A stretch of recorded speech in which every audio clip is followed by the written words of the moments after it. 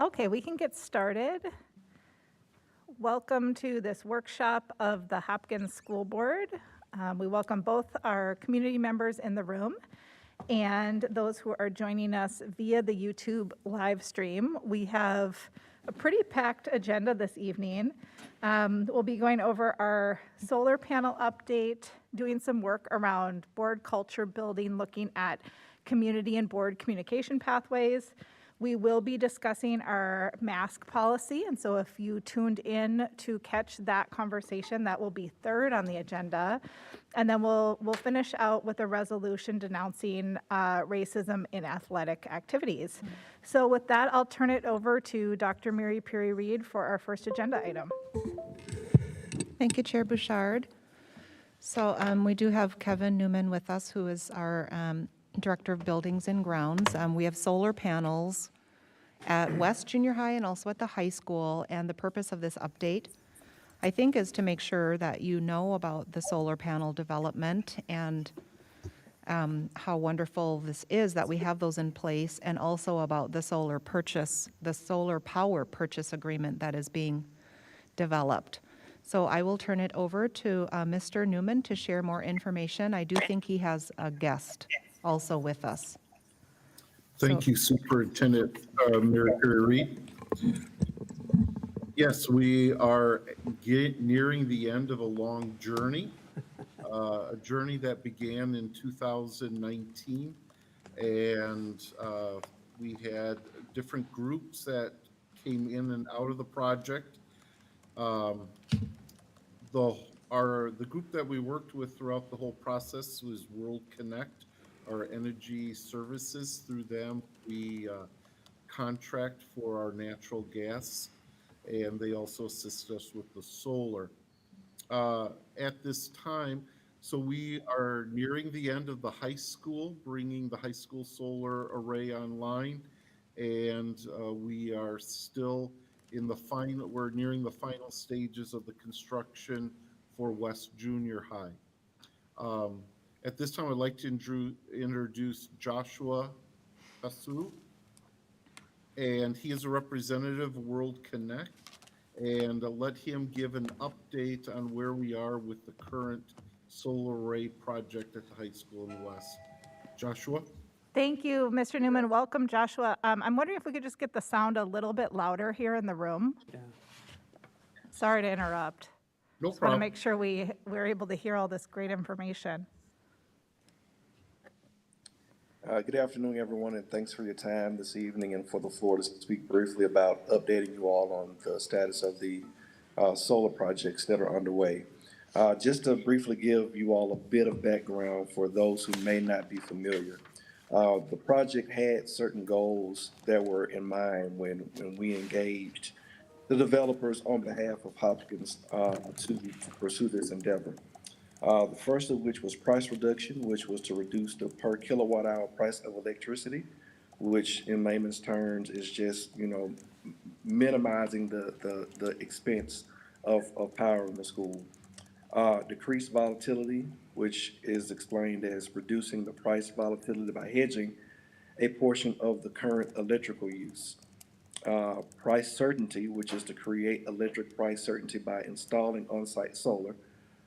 Maximizing savings, to maximize the savings for Hopkins schools through advantage of federal, state, and local incentives to the greatest extent possible. And then system ownership, to own the on-site solar without providing development capital after an initial term. And typically this is between 10 to 12 years within the PPA. PPA is a power purchase agreement, and to kind of articulate what that means for why that is a necessary vehicle for municipalities, school systems, and any nonprofit organization. Tax incentives do not apply, of course, for not-for-profit institutions. And so what happens is the third-party company, the developer, procures all of the tax incentives and all of the federal benefits from installing solar and communicate that downstream to you guys through anticipated savings. So that brings down the cost of construction around about 41%. After all that is done, and then the PPA is to basically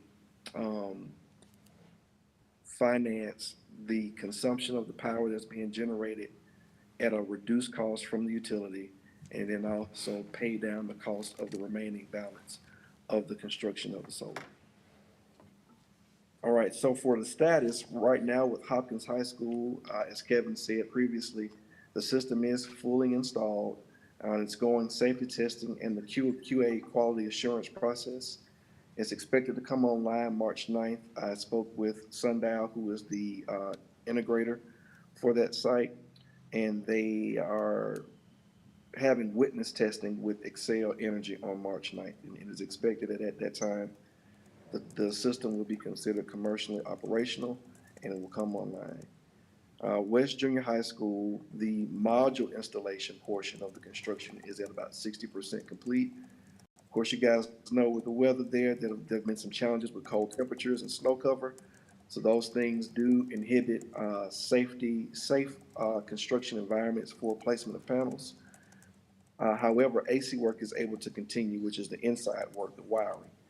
That's able to continue without pause, and they're at about 95%. So the expectation is that early March, maybe by mid-March, mechanical completion should be done. Next steps, Hopkins High School will be commissioning another system and powering it on, and that's scheduled for March 9th. And then for the West Junior High School, completion of the AC and DC work, testing, QA, inspection, commissioning, and power.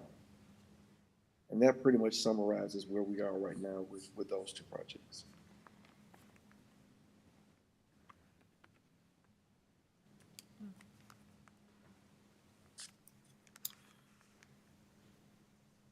So True and I were planning to meet with World Connect last week, and obviously that has been rescheduled.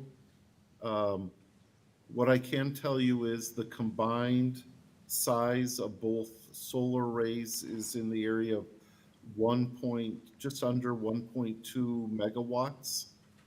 And so we'll be producing at the high school, which is around 970 kilowatts, we'll be producing about 1.1 million kilowatts of electricity annually, based on some pretty conservative projections. And then at West, we'll be producing about 240,000 kilowatts annually. Using conservative numbers, would be looking at around credits around 16,000 at Hopkins, at West, and roughly 80,000 for the high school. But we want to sit and confirm those numbers. Well, obviously they aren't online. These are just the projected. So then our goal will be to work with World Connect on verifying those numbers in the following months once they both get online.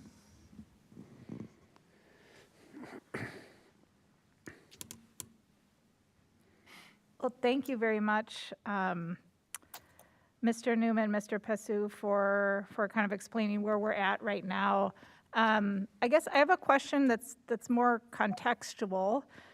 How does Hopkins compare when it comes to solar with other districts? Just in terms of the number of arrays we have, kind of where we are in transitioning to using more and more solar energy. Okay, so most of the districts are members, as we are, of solar gardens. And so we make use of, and we have been, I'm looking here, all the way back 2019, if not earlier, John Patrick signed a solar garden agreement. So most schools around us have solar gardens. We are one of the few, if only in our area, to have full arrays put on our buildings. And Joshua, I don't know if you have anything you want to add to that. But for high schools, having 1.1 megawatts is unheard of.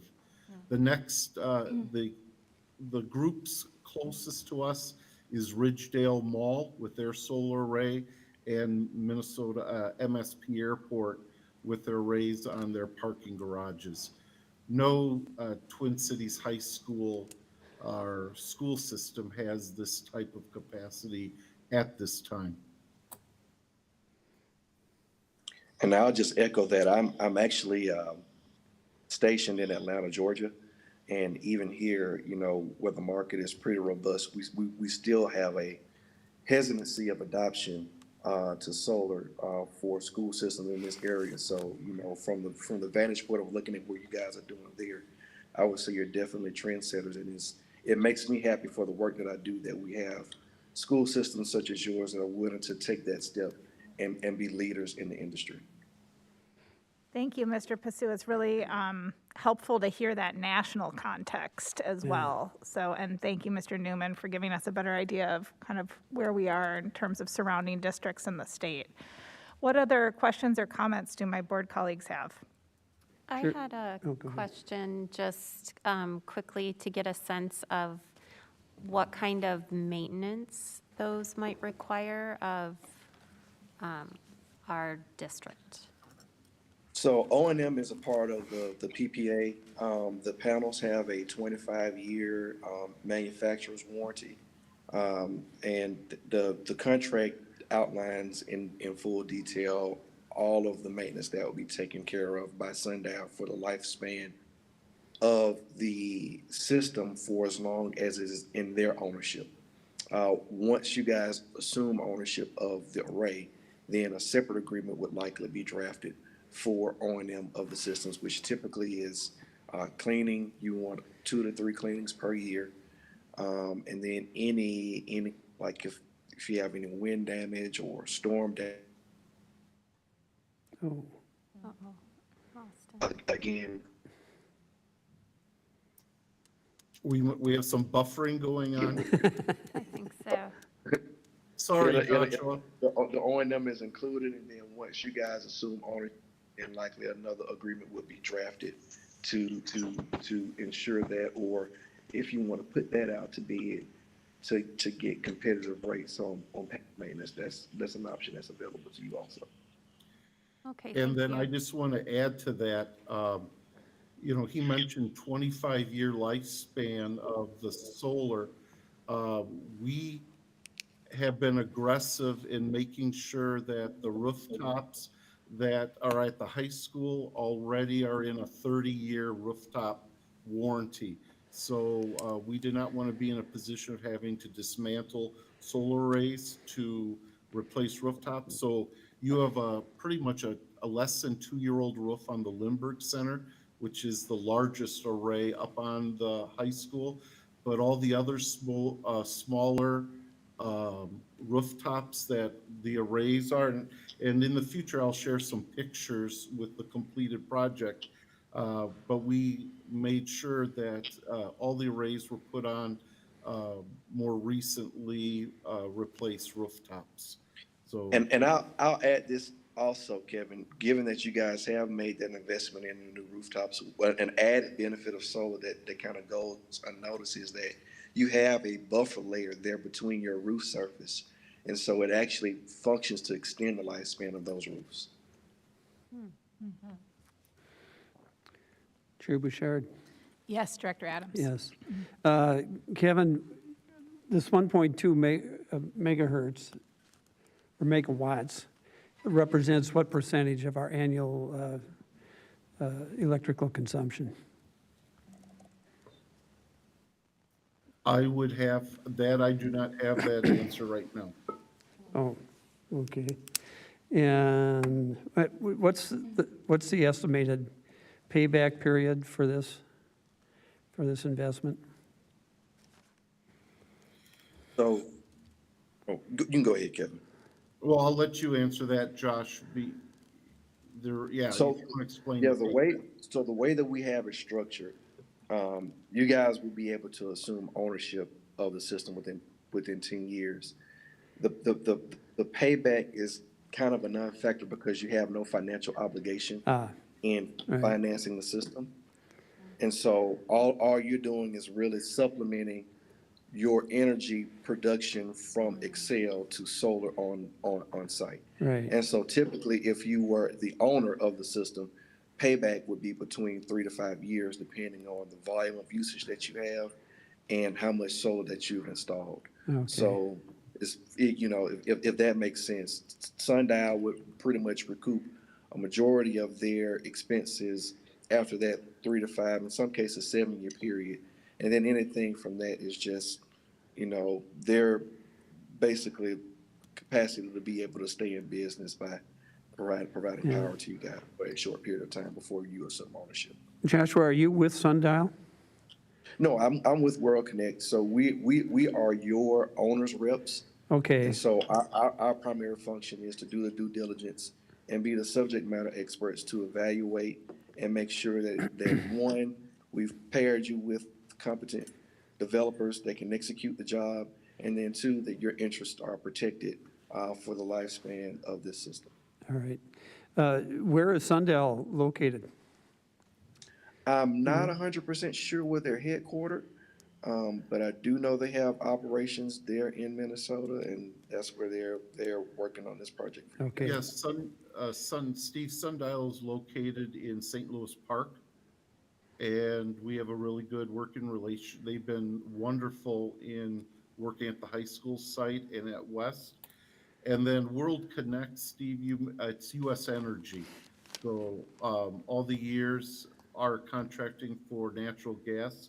Yeah. U.S. Energy changed its name to World Connect. Okay. So they're a company. We've been with World Connect for over probably 13 years now. All right. Very good. Thank you. You're welcome. Any other board member comments or questions? Excellent. Well, thank you so much, Mr. Newman, Mr. Passu, for giving us the details. This is certainly really exciting, and we're grateful that you made some time to be with us this evening. Thank you. Thank you. Thank you, Chair Bouchard and the board. Yeah, thank you. You all enjoy your evening. Next, we'll move on to our board culture building, community board communication pathways conversation.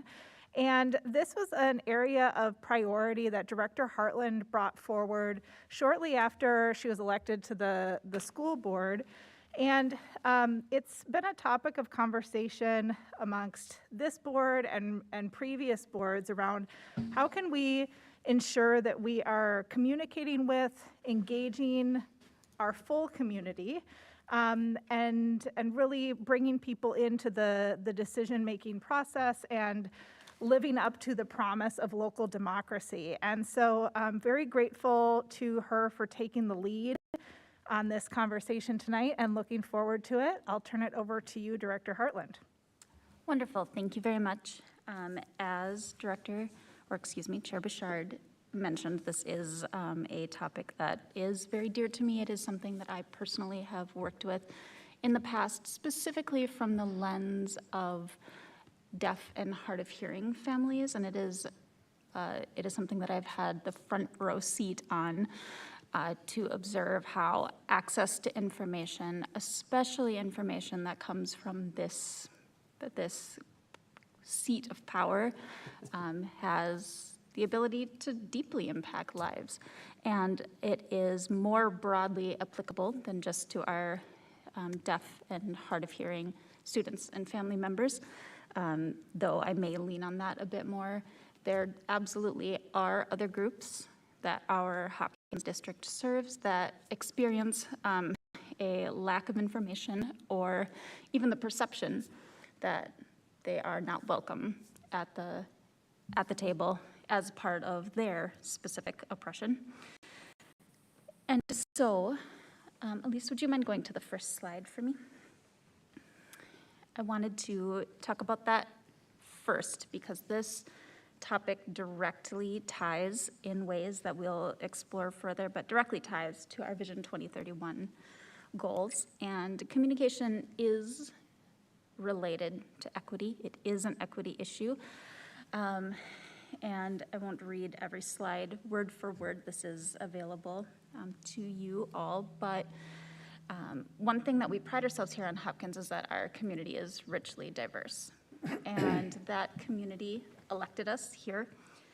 And one thing that strikes me, remembering first watching board meetings beginning a couple of years ago, was that even though I feel that I am a completely fluent native English speaker, and I feel comfortable reaching out and asking questions, I feel like I can ask the principal, I could ask a board member a question and have that be received and responded to, that I still was overwhelmed listening to the procedure of the board. And so one definition that's important for us to know is register, which is kind of the level of the language used, and it's determined by the degree of formality and is shown in the choice of vocabulary and syntax that's used. And so this is a somewhat formal setting. This is not a scenario that every person will be completely comfortable speaking in. And so that is an additional layer on top of the fact that our board meetings obviously are conducted in English. And I've been fortunate to have the ability to have a meeting with Jolene Goldati and Abby Holm, who graciously met with me and are pulling some information for me, and then we are going to have a follow-up that has not been scheduled yet, regarding how many of our family members might be language other than English primary families, and that is a definition that I wish I had included on this sign. I think it is a useful one. I think New York City Schools uses LOTE families or LOTE primary families, languages other than English. Has a better ring to it for me personally than non-English speaking families. But we are gathering some information regarding how many members of our community that serves directly. And it is important because the topics that we discuss here, some of the things that we make decisions on, are very impactful to members of our community. They impact their everyday lives.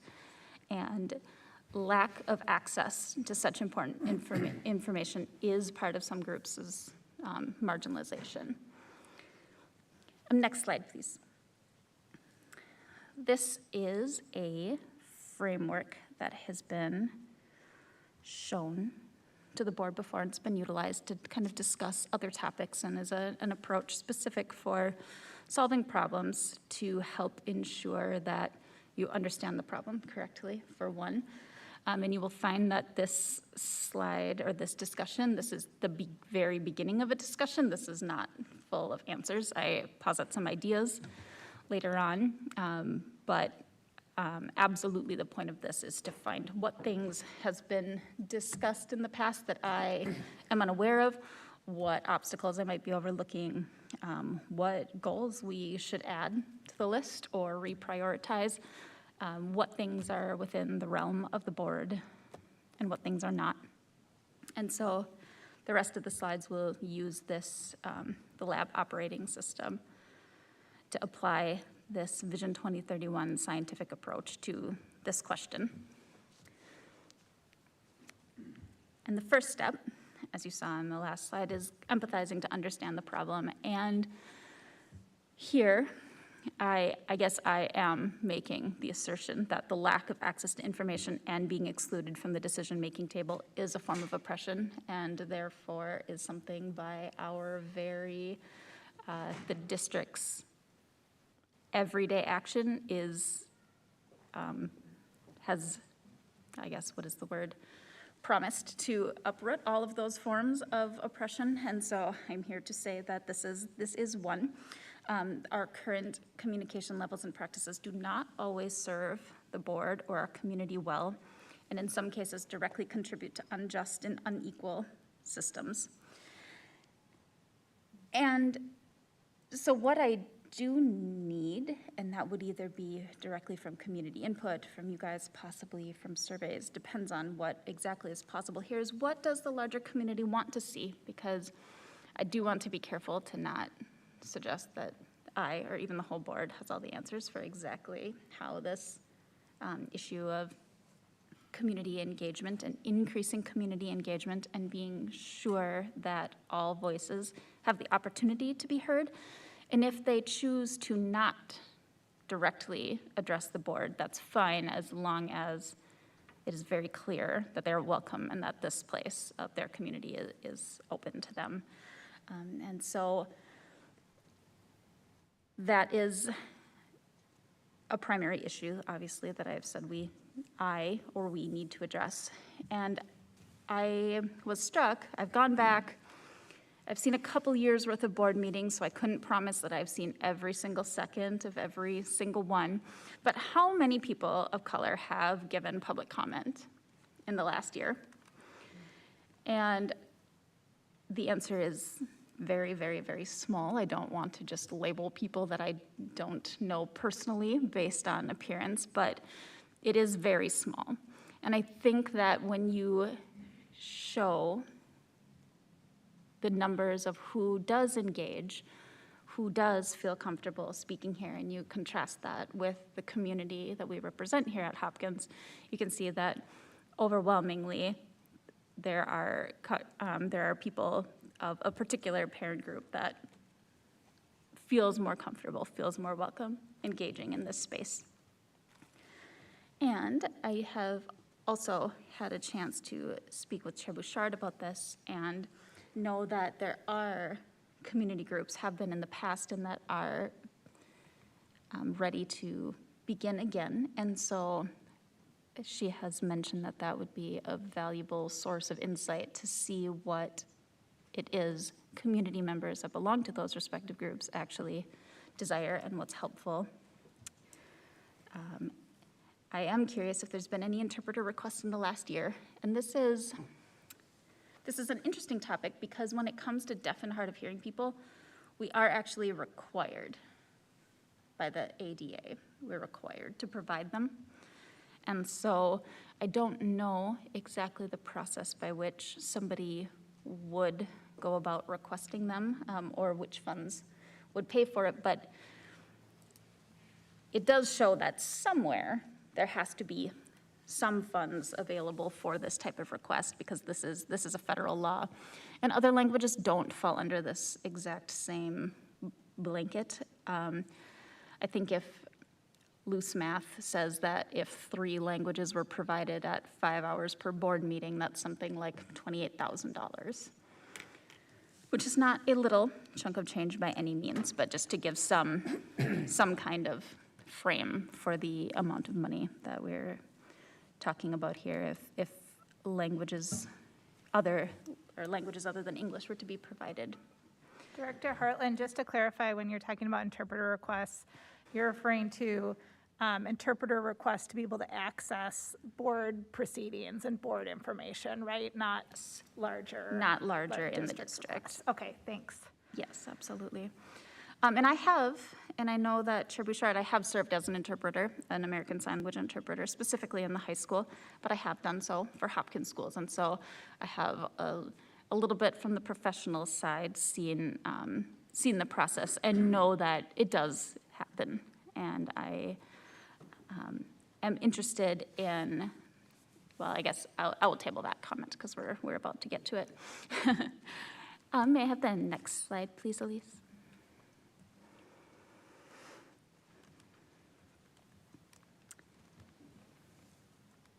Identifying the root causes of the problem is, again, a topic that's bigger than can be put clearly on one slide, but is something that we absolutely need to consider a bit more before implementing any sorts of solutions. But a couple of the root causes that I have identified are that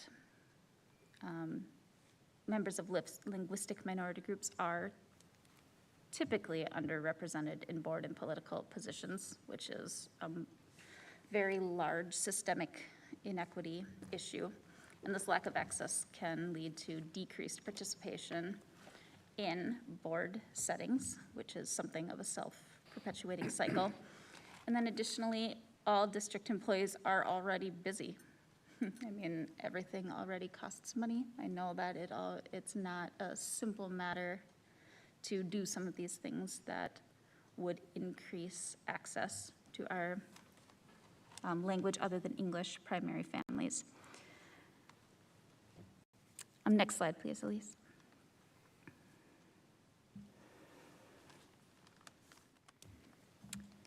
For disrupt and optimize, we as an organization are committed to vigilantly disrupting inequitable systems, and communication and access to that communication is an equity issue.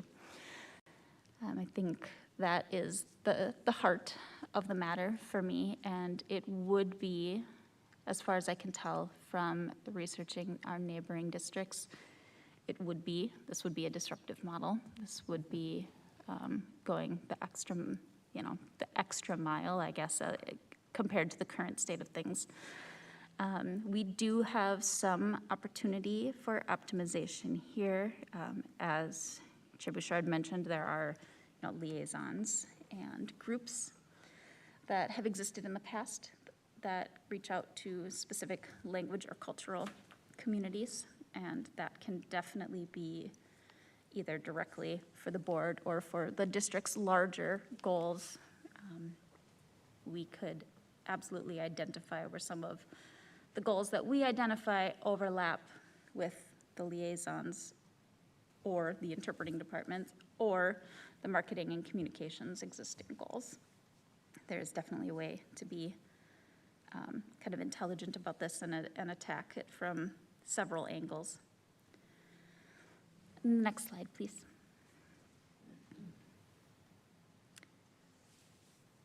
These are some of the shorter term, a little bit more of the kind of low-hanging fruit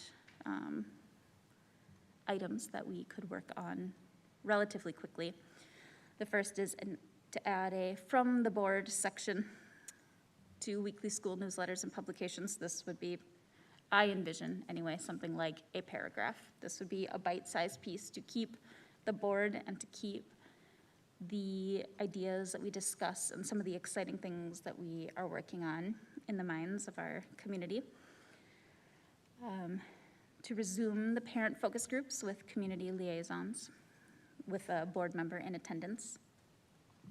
To do one more level of reminding the community, either that's via email or just on social media, that our board meetings are happening, and to post links to the agenda to remind the public how they can interact with the board, and to begin translating some board materials into other major languages that are used by our community. So it is a big bite to do every meeting and every workshop, but possibly some of the pieces regarding how you interact with the board, how you are able to do public comment, those pieces I think could be within a fairly easy grasp to have interpreters translate that relatively frozen text into something that our kind of major major language groups can access. The next slide, please. As far as longer term goals, I know some of these have been discussed by the board before. These are not all brand new ideas. And are definitely ripe for later communication. I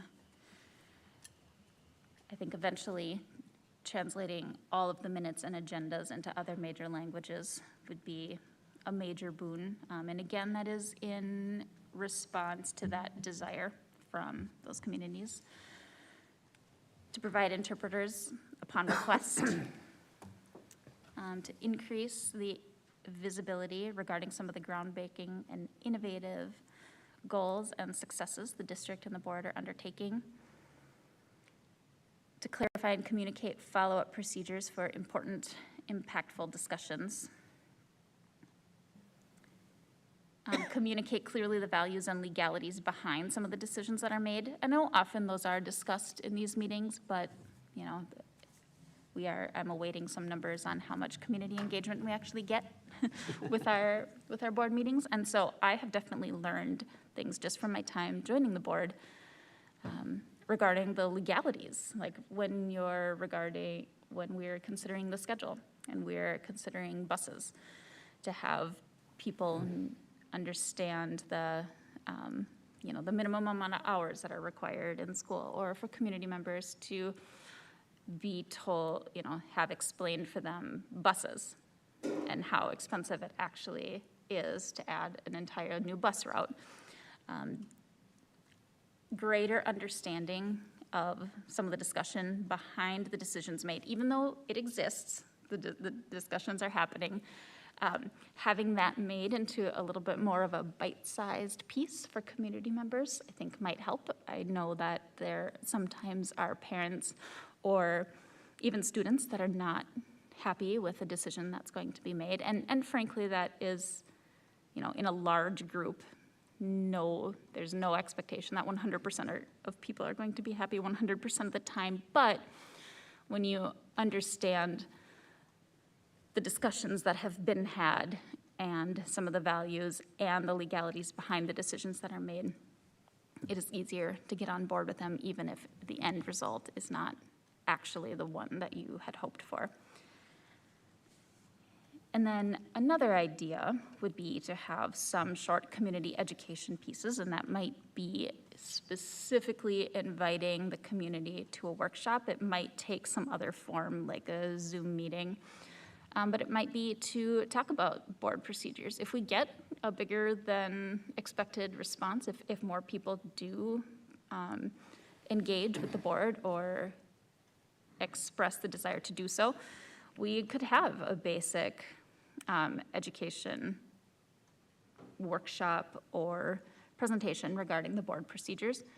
We could talk about the restorative practices in a way that illustrates how, kind of translates the culture event that the board had, where we talked with Katrina and Jessica and use their framework for the larger community to understand the reasons that we are investing in restorative practices. Some of our mental health efforts, I know that is a big topic of concern for some of our board members and for some of our community members as well, to discuss like how mental health efforts get funded, how we have to provide them, or how we do provide them for charter schools and other organizations within the community. Also, we could just meet some of the amazing staff, like Katrina and Jessica. I knew both of their names, but I didn't know their titles prior to our recent board retreat, and frankly found them amazing. And I know that other family members, especially if their students don't attend school and directly get to interact with people, might not know about some of the fantastic work that they do. Next slide, please. This I definitely will not read all the way into, but increased engagement does align with our Vision 2031. It aligns with our values, and to quote Dr. Reed, keeps Vision 2031 as our North Star, specifically the idea about making strategic partnerships and crowdsourcing ideas, and the value of community engagement and partnership. I think right now this is an opportunity for our district to improve our talking with our very valued community, and also to kind of light the way for some of our surrounding districts.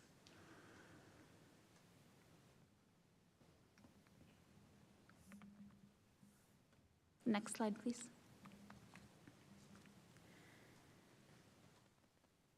This entire presentation has largely been one question, but these are some specific questions regarding how to know which of these solutions are worth doing, which of them actually improve the board and the community. how would we measure this? What is the cost to use some of the tools? I know that that is an entire process. And the next slide, please.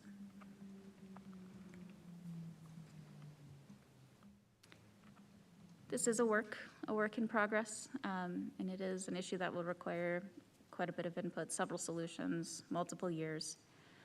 It is not anything that we will discuss and adopt tonight.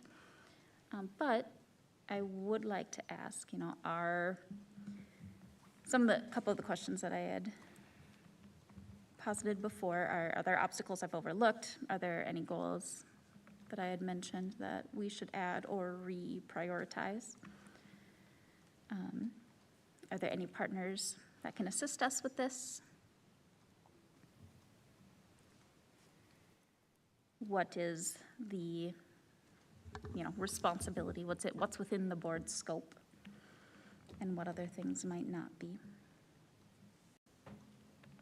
And this is a project that I feel passionate about and plan to keep working on. And so if there are, as things come up, as we discuss new topics, this is kind of tangential. This works hand in hand with every other topic we discuss. This is not a one and done thing. And so anytime that you can think of something new that would be helpful, I would love to continue talking about this. Do you have anything further to add right now, Chair Bouchard? Thank you so much, Director Hartland.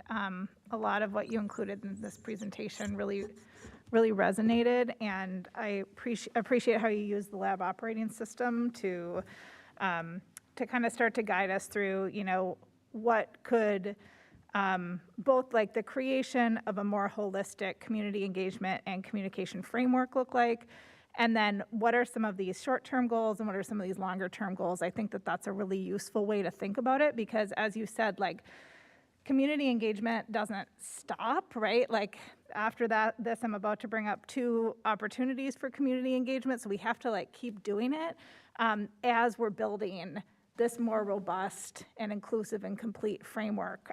So I think it is helpful to think about it in terms of short-term and long-term. So maybe we could go back to those 2 slides, slides 7 and 8. Some of these short-term communication goals are things that I think you and I could partner on in terms of starting to operationalize. But I want to get a feel from the rest of the board around some of these bullet points on slide 7, what you think about those. We're talking short term. Yeah.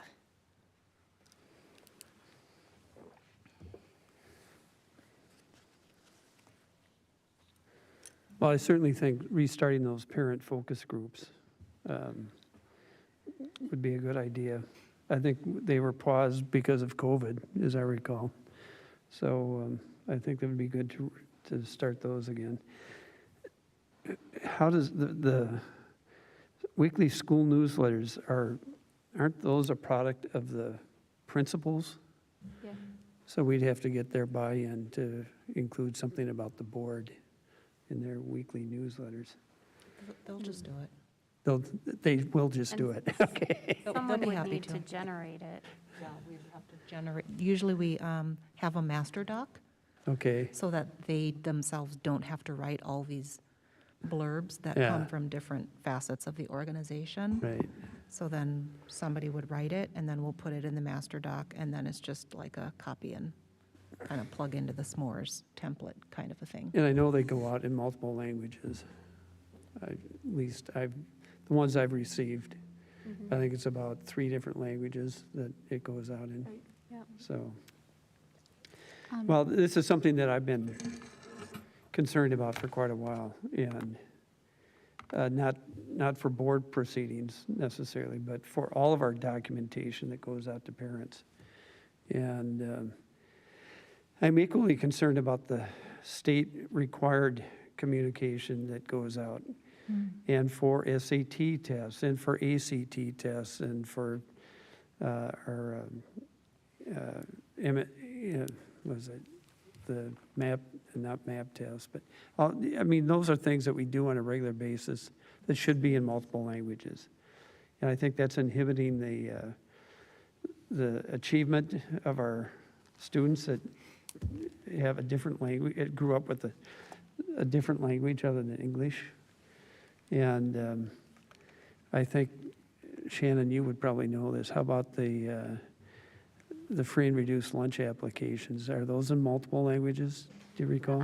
I think you can get them in other languages. Okay, all right. So things like that that are holding families back from achievement. I am concerned, well, I'm not sure how much our parents out there care about what the board does. So unfortunately, but yeah,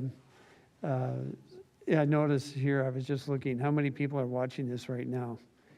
9, okay, and a couple of those at least, well, I'm one of them. And I think Steve Warner probably, what's that? Those 9 people are probably cabinet. Okay. Sorry. So I wonder, Right. what the value of adding additional languages to our meetings might be. On the other hand, maybe that's why it's only 9 people. I don't know. Maybe if we offered it in multiple languages.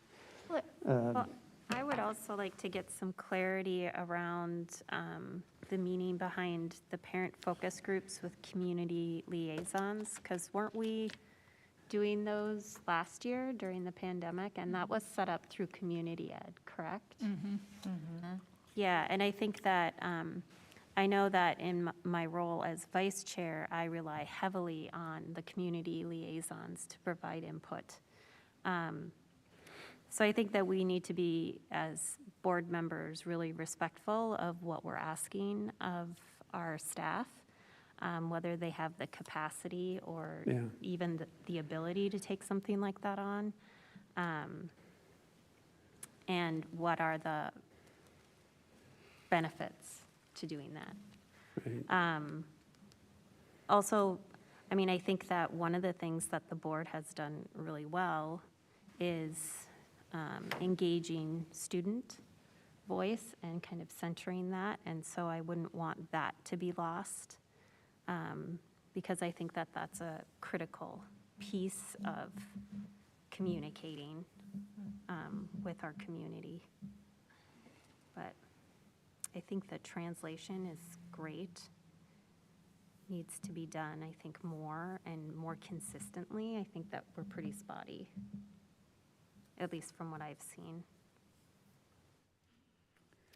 I did want to mention that during our meeting, Jolene Goldati had said that one potential way to get a blurb about the board in the weekly s'mores and those types of publications was to have a student rep write them, which I thought was an interesting thought, and I think that that is a great way to help keep student voice centered, because I completely agree that that is an important facet of the work that we do, and definitely don't want to get that lost. I don't see any reason why specifically these exclude the student voice, but I think it is absolutely true that all of these things have a cost in time or money, and that we have to ask and know that any changes that we make are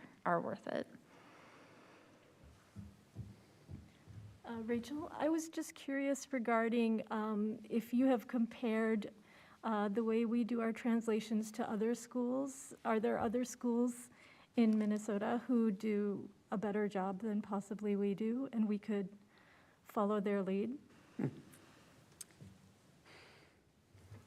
I have not found, at least in our kind of immediate metro area, a vast difference. And at least regarding, I know that we do a pretty good job and attempt to get those weekly publications in other languages. It's kind of hard, without having a student in those districts to really know kind of the ins and outs of how much they translate other languages. I know that Minneapolis and St. Paul schools has a larger demand. Yeah. And so there is a bit more information from them that I have been able to find. I don't actually know their like codified policy regarding board specific. Like I have seen interpreters and I have seen more community members from families that speak languages other than English at the meetings, and a few have given comment. I don't know about our codified policy, though. My guess would be if there's any districts doing it, it'd be Minneapolis and St. Paul, Sure. you know. And maybe some of the more progressive suburban districts. I think of Roseville and in Bloomington as possible Sure. ones. And Richfield has a high percentage of Spanish-speaking students, so maybe that's another one. But And we are going to do some of that information gathering about what is useful, you know, how many Yeah. families. And it's not something apparently that we track directly as regarding parent preferences. We can gather that information somewhat obliquely from saying like request an interpreter. That is a data point that is captured by the district, and a student's home language of choice. So we are gathering some information on the number of languages we're talking about and the number of families that we are talking about, also to get some baseline numbers for who participates in our board meetings. How does that compare with other districts? Is there some kind of ideal? Is there study into that? So those are some questions that I do have that I personally am going to continue to investigate and will periodically revisit with all of us. And then some of these longer-term goals we can integrate into our board goal setting conversation. Some of the, you know, you've mentioned several times accurately that these will have budgetary impacts. So taking a look at what we might need to add to our board budget in order to ensure that all these documents are translated. So that probably is a conversation that we should be having now as we're doing budgeting for next year. But some of these other longer term pieces we can embed into our board goals for next academic year to be able to really do you know, a thorough job of building those out. So if the board's in agreement, Director Hartland and I can continue to work on some of these short-term communication goals and bring an update back to the board in a workshop. And then I think we have some information gathering to do in several areas, one of those being, you know, what might be the cost to contract with a translation agency, because it's too much demand to put on our community ed liaisons to translate all these documents. And so we'll do some more information gathering and then come back, bring this back for further discussion, if that sounds okay to the board. Yeah, Do you mind if I make a suggestion? please. So I do wonder kind of what informed this particular structure, the school board that meets, you know, monthly or biweekly to govern school districts across America, and whether it's a structure that is Eurocentric or is a structure that kind of is used or recognized worldwide. And I wonder what might we discover if we actually identified a group of parents who represent many of the populations we've referred to and actually paid them to engage in kind of a short or longer term study of this, so that it's not like us saying, this is what we think, like, people in these groups need, rather, you know, like, we could pay, I don't know, 10 or 20 parents, community members of color who are influential in their communities. We could pay them to attend 2-3 school boards and workshops, and then, like, sort of say, oh, yeah, this is a structure that's very familiar in our community, and therefore, here's some ways that, you know, we could engage with you further. Or like, this structure is completely unfamiliar, it's very official, it doesn't feel safe, like, we don't really want to have anything to do with it, or, you know, like, whatever feedback that would be, and then that might inform a different approach. So I don't know, I'm thinking about, like, what is the best way, without it being kind of a one-and-done activity, to get some really in-depth information from community members and parents about what these strategies actually could look like. Because I think they're great, but I don't know, I haven't checked with people to see if they would work. Do you know what I mean? Does that make sense? Absolutely. I would hate for us to steamroll ahead with a decision that we made without checking to see if that is helpful, if it's desired. And so I am less familiar than many of my board colleagues with some of the avenues with which that might happen. And Kind of like so some appreciate- focus groups or something like that. Yeah. I think I that, like that a lot too, because I think that, I mean, we can, you know, guess that this is what's going on and think up solutions, but if we don't actually know that this is the barrier that exists, then we're kind of solving a problem that doesn't exist. So And if we I like that a resume lot. those, the community engagement meetings, which I think a lot of us really enjoyed, and Alex, I think you had facilitated the launch of those, because there weren't very many attendees, but those who came, they might actually be a great starting audience for us to dig deeper with, because they're actually interested Right. and engaging, and how much more information could we gather from some other experiences that we ask them to extend themselves into, or something like that. That's a good point, because I remember when we had, I had a community outreach meeting with the Somali population. They were thinking of ways to communicate better to the Somali community, and where they all had a tendency to congregate was the mosque. And that's where they had a lot of communication amongst one another, letting others know what they're up to. So this is very important to take into account. yeah, I like that thoughtful approach. Not to get too off track, but I've been thinking a lot about board procedure and, you know, to talk about like this idea of register and formality and Robert's rules, that full disclosure still totally stress me out, even though I'm the board chair and I'm supposed to know all about them. Maybe that's why that stresses me out.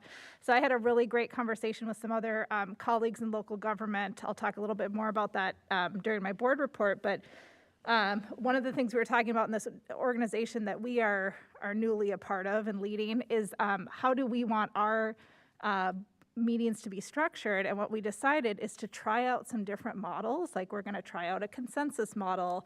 We are going to try like an adapted Roberts rules, and kind of like try on some different things for size to see how that feels, you know, for us. And then I can bring back, you know, some of those ideas and models to be part of this conversation, because I do think that the structure and the way that we run our meetings overall is part of the barrier.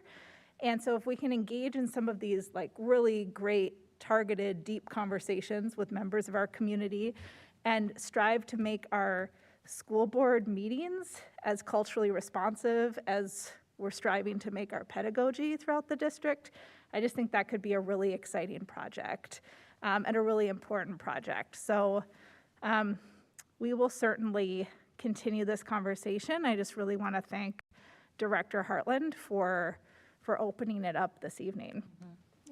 And Director Fisher says that he would be happy to be a thought partner on the, all the translations and all of that work. So thank you for your work on this. Certainly wonderful. Thank you. Excellent. I don't mean to prolong this too much more because I know we need to get to our mask policy conversation. But as long as we're on this topic of community engagement, I did want to bring up a couple things that I think we as a board should be paying attention to in this moment. So I've had the privilege of meeting with a group of scholars at the high school twice over the past week. And we've been talking a lot about this issue that's been in the news quite a bit, racism in athletics, and kind of what that has looked like for them as scholar athletes, both within our district and when they go into other communities. And they're very energized and willing to help with an engagement session with the board and with members of our staff and members of our community on that topic. So we're going to continue to work on that together. And I'll update the board on the 15th about kind of like what that structure is going to look like. The students are designing the structure. And I'm just serving as a resource and someone who can help kind of facilitate the connections. So I think it would be great if they could come on the 15th and update the board on what they're thinking in terms of structure. And then the session itself will probably take place in April. We're also in the midst of our budgeting process. And last year we did community engagement regarding the budget. So we had a series of virtual sessions that kind of took a look at different pieces of the budget or lenses through which we were viewing the budget. And then we have our financial health page on the website that was updated, with decisions that the board had made and the parameters that the board was working with and all of that. And so I just wanted to get some ideas from you about what you'd like to see for our community engagement regarding the budget process. And that's something that we should probably start to move on, putting those pieces in place. So, thinking maybe something similar to what we did last year, different. Curious to hear your thoughts.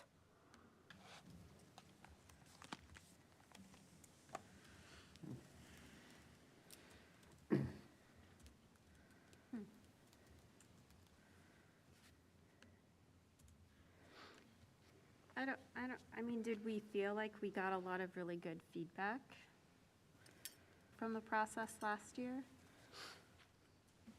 I think, sorry, I was going to eat a grape, but I changed my mind. I think. Don't choke. I think what we did get is a much better sense for like the questions and concerns that were present around some of these budget decisions that we were grappling with. We had a online forum where folks could submit questions for the virtual sessions. And that, at least for me, was a really rich source of information. Because then I think we had the engagement sessions right in the middle of the budgeting process. So then we could address some of those things then at future meetings and workshops. So I think that there was, quite a bit of good that came out of the structure last time, but of course, as we just talked about, there's always ample room for improvement.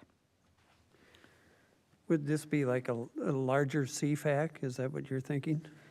Yeah, that could be a good way to do it. Replace CFAC with community meetings or what? Yeah, I think last year how we structured it is there was a board member and staff at each one. But to involve some of the CFAC members, I think would be great if they're willing. Would be great. I do very much appreciate that kind of avenue of a person with a concern has the ability to voice it and have it addressed. So exactly the schedule and the format of those meetings, I don't know that I have an extremely strong opinion on them, but I do think that meshes very well with some of the things that we had just talked about. That is increasing community engagement, and I think that it would be an interesting model, if we get value from it, from seeking specific community viewpoints on a topic, it might even be expanded. Well, what if Dr. Mary Perry Reed and Treasurer Adams and I put our heads together about a potential structure and some dates, and we can bring that back on the 15th? Would that Certainly. be okay? Yep. Okay, great. Thank you. All right, let's move on to our next agenda item, which is our mask policy. So I'd like to invite Assistant Superintendent Lightfoot to the table. And Vice Chair Andreessen, I will turn it over to you. Thank you. So at our monitoring committee meeting, we discussed possible changes to the masking or face covering policy that we passed. Feels like a very long time ago. And we've all received, I think, as a board, lots of communication from our community around this. And so I think it's really important, one, that we start having an open dialogue about it so that our community, as well as our families, our students, and also our staff can be prepared for any changes that might be coming. And also that I think I will just speak as myself as a parent, that this is a very emotional issue. And I'm hoping that through this conversation and any subsequent conversations, that those emotions can be really felt and seen and heard, and that we can start having a conversation about this based on data and science, but also what we feel as parents are right for our kids. So that's kind of my prep, and I welcome Assistant Superintendent Lightfoot and all of the conversations you've been having with our mitigation team. You have a great way of kind of bringing in lots of information and making it simple to understand. So I will turn it over to you. Thank you. I will do my best. And I also did provide you with a written document. We also have that electronically as well. And this, as you will note from the corner date of 3/1/22, is the work that the mitigation group did as of this morning. As you're fully aware, on Friday, the CDC did announce their changes in recommending changes to the federal requirements of masking. And of course, that information has been working its way through our system as well. So part of the work that the mitigation group has been doing is looking at the data that is local, and as members of the community have pointed out as well, the central efforts of the mitigation group are trying to assist with helping make decisions based on local data as well as other data sources around when masking would be required, what would it look like, when might the mitigation team recommend that we follow, and what other data points might be important for us to consider. So that's what you'll see is really kind of captured in the mitigation adjustments document that I just provided for you. It's a reference material that we've been using and putting together over the past week as we've really been looking at data. Just a couple data points. As of today, there are no staff cases, and that number has been significantly low, below 5 for over 2 weeks now. Did you say no staff cases? 0. And we are under 15 with our student cases. So all of those numbers have been at low points that we have not seen in significant periods of time. And the reason that I say that is because part of what our discussion has focused on is really we have now good local data to kind of use as we consider what points might be for us to consider if we were to look at any changes with any masking decisions that would be necessary in the future and what we have right now. So with that, The document that you have really starts to look at if you were to consider some changes to policy and were to look at what some of those data points might be as community members have requested. We've tried to contain this for you in a document that looks at, yes, our current policy is masking required in all indoor spaces with limited exceptions. Policy change, some of the things that the board could certainly consider are masks strongly recommended, strongly encouraged. We have also had conversations with our early childhood program, even as of this afternoon, with full knowledge that many of their participants, our youngest learners, aren't eligible for vaccination. So wanting to make sure that we maintain their ability through whatever policy to localize the decisions such that they can meet the needs of their population and their ability to even wear masks in ways that are appropriate and developmental. So we've looked to have that language. And then part of what we looked at was, would we be able to build policy language? This was part of our monitoring committee conversation. As an example, in section B, if we were to look at what we would use to determine, could we use this change document to allow us the discretion when the team starts to see data happening, that we would have board guidance to make the decision based on the data. So that's really kind of what we've structured there with some of the language that's in place there in section B. If you go further into C, you're going to see some of those criteria. As part of a workshop, I'll just let kind of hit some of the highlights in all of these.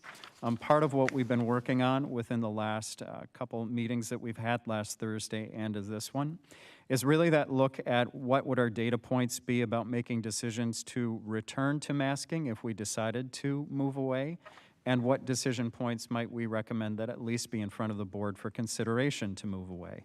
And we've really landed on two spaces. The first one are community levels. And when we look at community levels, what we've been using is looking at CDC levels, and those generally, as you've noted, high, medium, or low.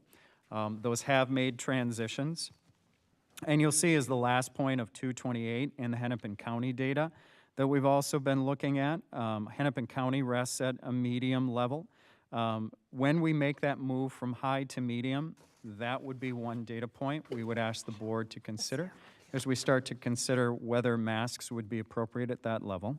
Or what we've been looking at, and this was important to us as well, active cases for all scholars. And the reason we focused on scholars is because that was a key driver when we started to see changes within the Omicron numbers. And it was very apparent when we started to see those numbers rise above 50 that the speed in which that spread happened over numbers of weeks was more than we have ever seen before. So that was our relative data point when we looked at all of the case history that we have had with the reporting at our site levels. And so that was really one of the threshold points that we went through in our last couple meetings and saying, as a recommendation, this is where we really feel that if it is below 50 and has remained there for a couple of weeks, periods of time, that we could see that number and feel good about that number within our local data, or for some reason, if there were a community set of events that were different, that we would consider moving that mask policy to a strongly recommend. As you are aware right now, and just with the data that I provided you, we are at that level where those data points would be optional for us to consider as a board if you were to make some of those changes within policy.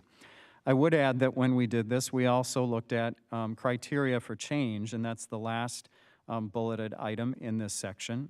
Part of what we looked at was, would we look at a return to masking? And we looked at this on a site, building, and the reason I say site is it could be a program, building, and district-wide option.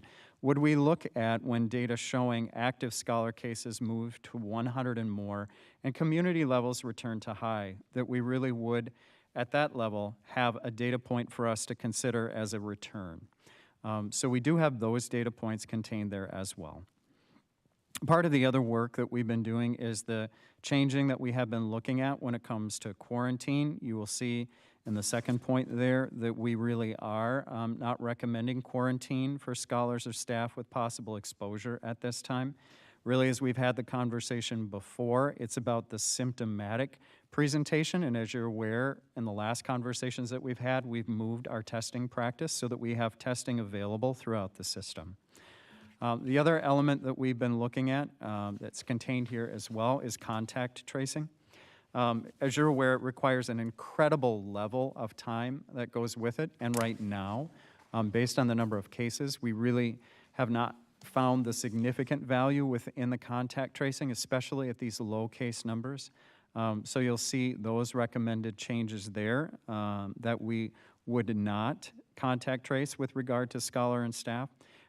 We would if there were enhanced contact related to special education settings, prolonged close contact, or other contact among scholars or staff, which may have a specific set of circumstances for us to consider. But in general, no, we would not recommend that at the present time. Physical distancing, you will see that we still strongly, of course, would be mindful of that and continue to discourage very large gatherings. But at the same time, fully understanding that we would look at ending any physical distance requirements as well. So in general, that's what we've tried to pull together for you for your reference, and as well, some possible pieces there that are for the board consideration related to policy. As far as timeline, really all of that's dependent for you as a board. Right now, we do have a mask face covering policy in place. And as such, we are continuing to follow that until we have further guidance about what the change would be. You have, as a board, the opportunity to make that change. In specific now, since the CDC has changed its requirements, the ability to do that in one meeting. Sometimes within the policies, we do require that if a policy change is made, that you would do that over two. But when there have been changes to law, legislation, guidance, you can do that in one. So that being said, certainly within that, we would definitely need a policy change before we could actually make that move. And so that really is kind of the timeline and the data components and my attempt at being succinct, Director Andreessen. Thank you. You're welcome. One of the things too that I think was really important information for me to have was what our vaccination rates are currently that we know of in the district. Yeah, excellent question. And I'll see, and maybe if there's additional conversation, I'll see if I can pull up some slides from the school nurse conversation. Right now, we are close to an 80% at our secondary numbers, which is outstanding. When we look at our staff numbers, as we've mentioned before, we're in that upper 90%, 97, 98% from what our data supports with self-reported vaccination information. In addition, at our elementary levels, that combined percentage really around that 60, high 60, mid 60 to high 60, and that number has continued to increase over time. We know that all of those levels are well above state averages, and the state averages were communicated as well at the school nurse meeting last Wednesday. So that's good information and representation for the vaccination status, at least as well as we're aware of what's happening in Hopkins. Thanks. I have a question about scholars and staff returning from quarantine. So part of the discussion in other districts at the board table has been around whether or not to require people coming back from quarantine to mask for a certain amount of time when they come back. Was that a part of the conversation in the monitoring committee or with the mitigation team? Sure.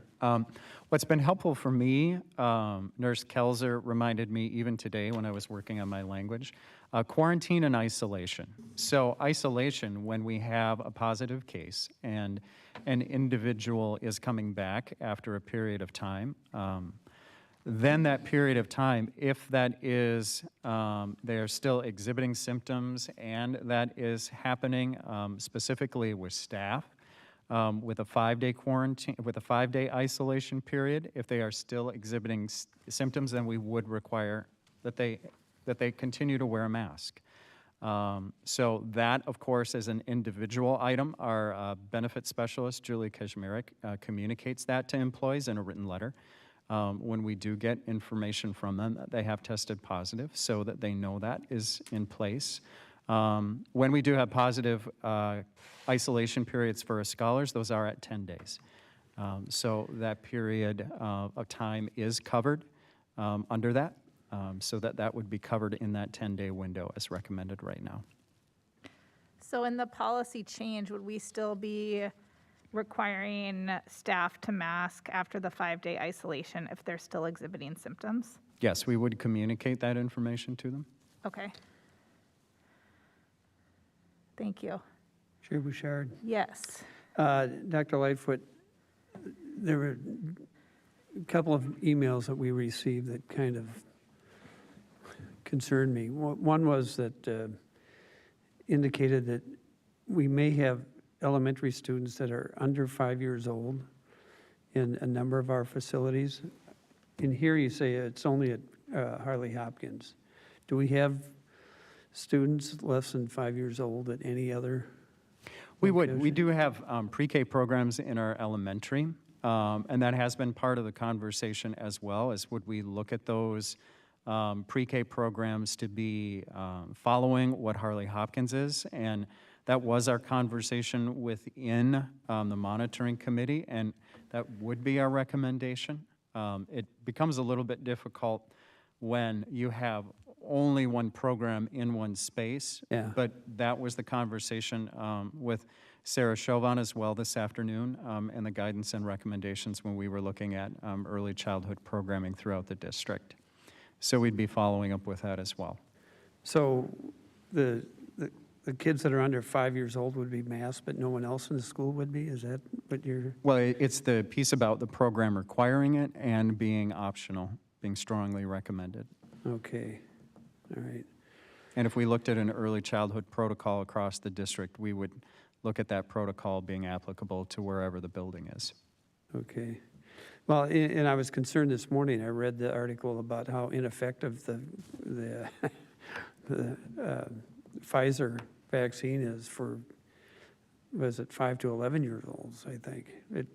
After a month, there's virtually no protection, so that concerned me.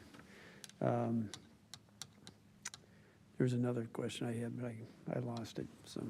Can I chime in about the study? Sure. You just brought up, yeah, I just pulled that up as well. So the study has not yet been peer reviewed, but it was Right. released yesterday, so that would have been after the CDC guidance came out, saying that for kids ages 5 to 11, that, after a certain period of time, how's that for specific language? I haven't read the whole study, but it falls to, their protection falls to 12%. Right.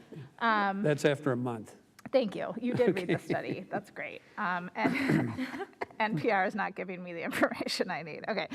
Yeah. So that is concerning to me, and I'm thinking too about families in our district that have kids at home who are too young to be vaccinated, and then Yeah. older siblings are going to school. And as I kind of, obviously this is not the case for every single family that has somebody at home that's too young to be vaccinated, but I'm, thinking about the high number of elementary students that would have a sibling at home who's too young to be vaccinated, combined with this new information about the effectiveness of the vaccine, and it is giving me pause. Yeah. I know what my other question was. Someone observed, and I asked if you can verify this, that our infection rate now is higher than it was when we enacted the mask mandate. And I can't remember when we enacted that, but that was last fall sometime, right? August. Okay. So they said, if it's higher than it was when we enacted it, shouldn't we maintain it? So I don't know if that's true or not, though. I didn't look at the numbers. I don't have the August numbers to look at, so. But Except we had positive staff cases in August, right? And you're saying we have 0 now. Yep. yeah. Yeah. Well, I'm looking here at the vaccination rates on our dashboard. Although this data looks like it was last updated on February 4th, but 95% of the staff was vaccinated, 75% of secondary students, and only 60% of elementary students. So, you know, it tells me that I think our elementary students are more at risk than secondary students are at this point. So I'm tired of wearing this damn thing too, but I mean, we got to think of our students and their families and their their safety. I do like the language in the policy about tying the policy to case rates and like these levels, positive case rates and these levels as determined by the CDC, high, medium, low. Just as like a policy mechanism, I really like that because it means that we don't have to continue to revisit this policy at the table every time that those metrics change, and that our staff is empowered to just operationalize based on community health data. And so, I think that that's a great inclusion. To be completely transparent, the two concerns that I brought up before remain concerns for me. Thinking about also the way that we communicated how this decision was going to be made to our community when it went out in the principal newsletters. It said that we'd be discussing it at the workshop tonight and then voting on the 15th. After that, the CDC recommendations came out. So it was like timing. Yeah. And, which then prompted us to put it on the agenda for tonight, which also, gives community members a chance to come and give public comment at the beginning of the meeting. And so I just wanted to be completely transparent in all my thinking that I'm still having a lot of tension around this idea that, our youngest community members don't have the opportunity for vaccine protection yet. Yeah. And, this Vice Chair Andreessen encouraged us to speak as parents, and so I'm going to do it. That I have a kid who's 10 and reading this new vaccine ineffectiveness information is really sobering. Yeah.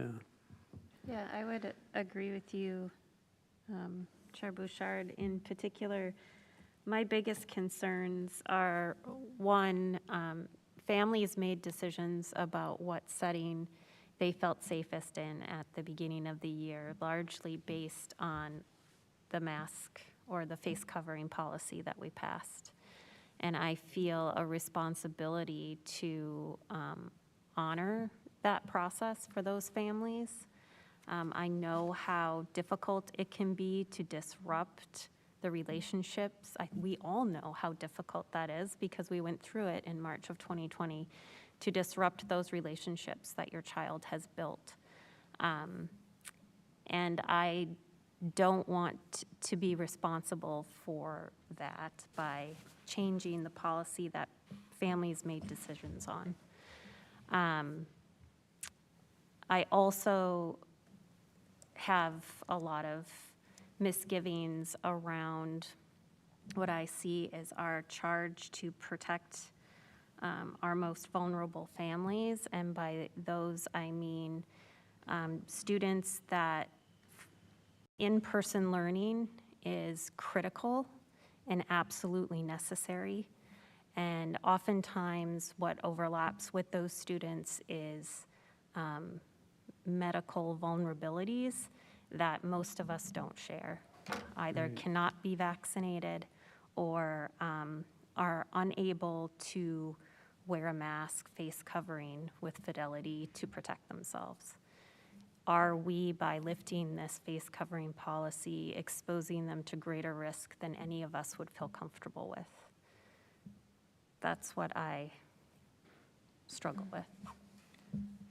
Chair Bouchard? Yes.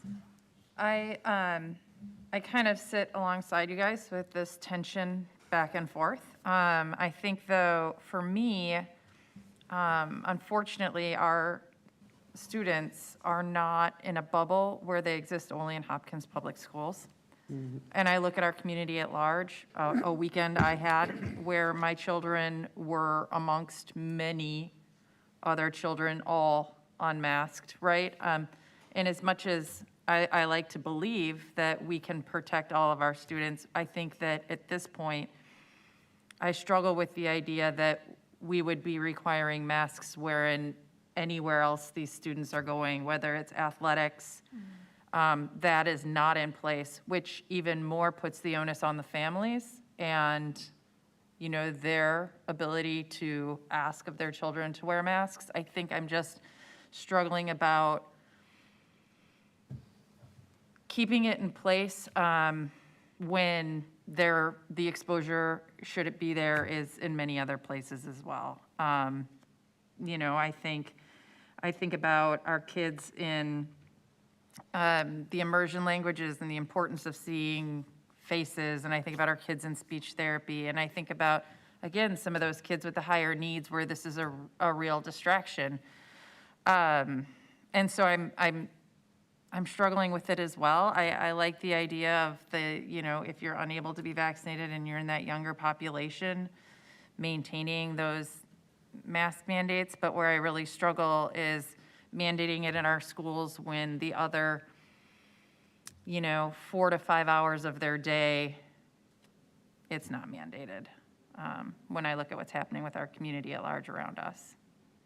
I guess something I would add to that is that, you know, sports are an optional activity that families can opt into, so they can choose to put their kids in that environment where, you know, people are largely unmasked. And, you know, as public schools, like, students are required to be in school at, you know, in some format, right? So that's the only nuance that I would add there.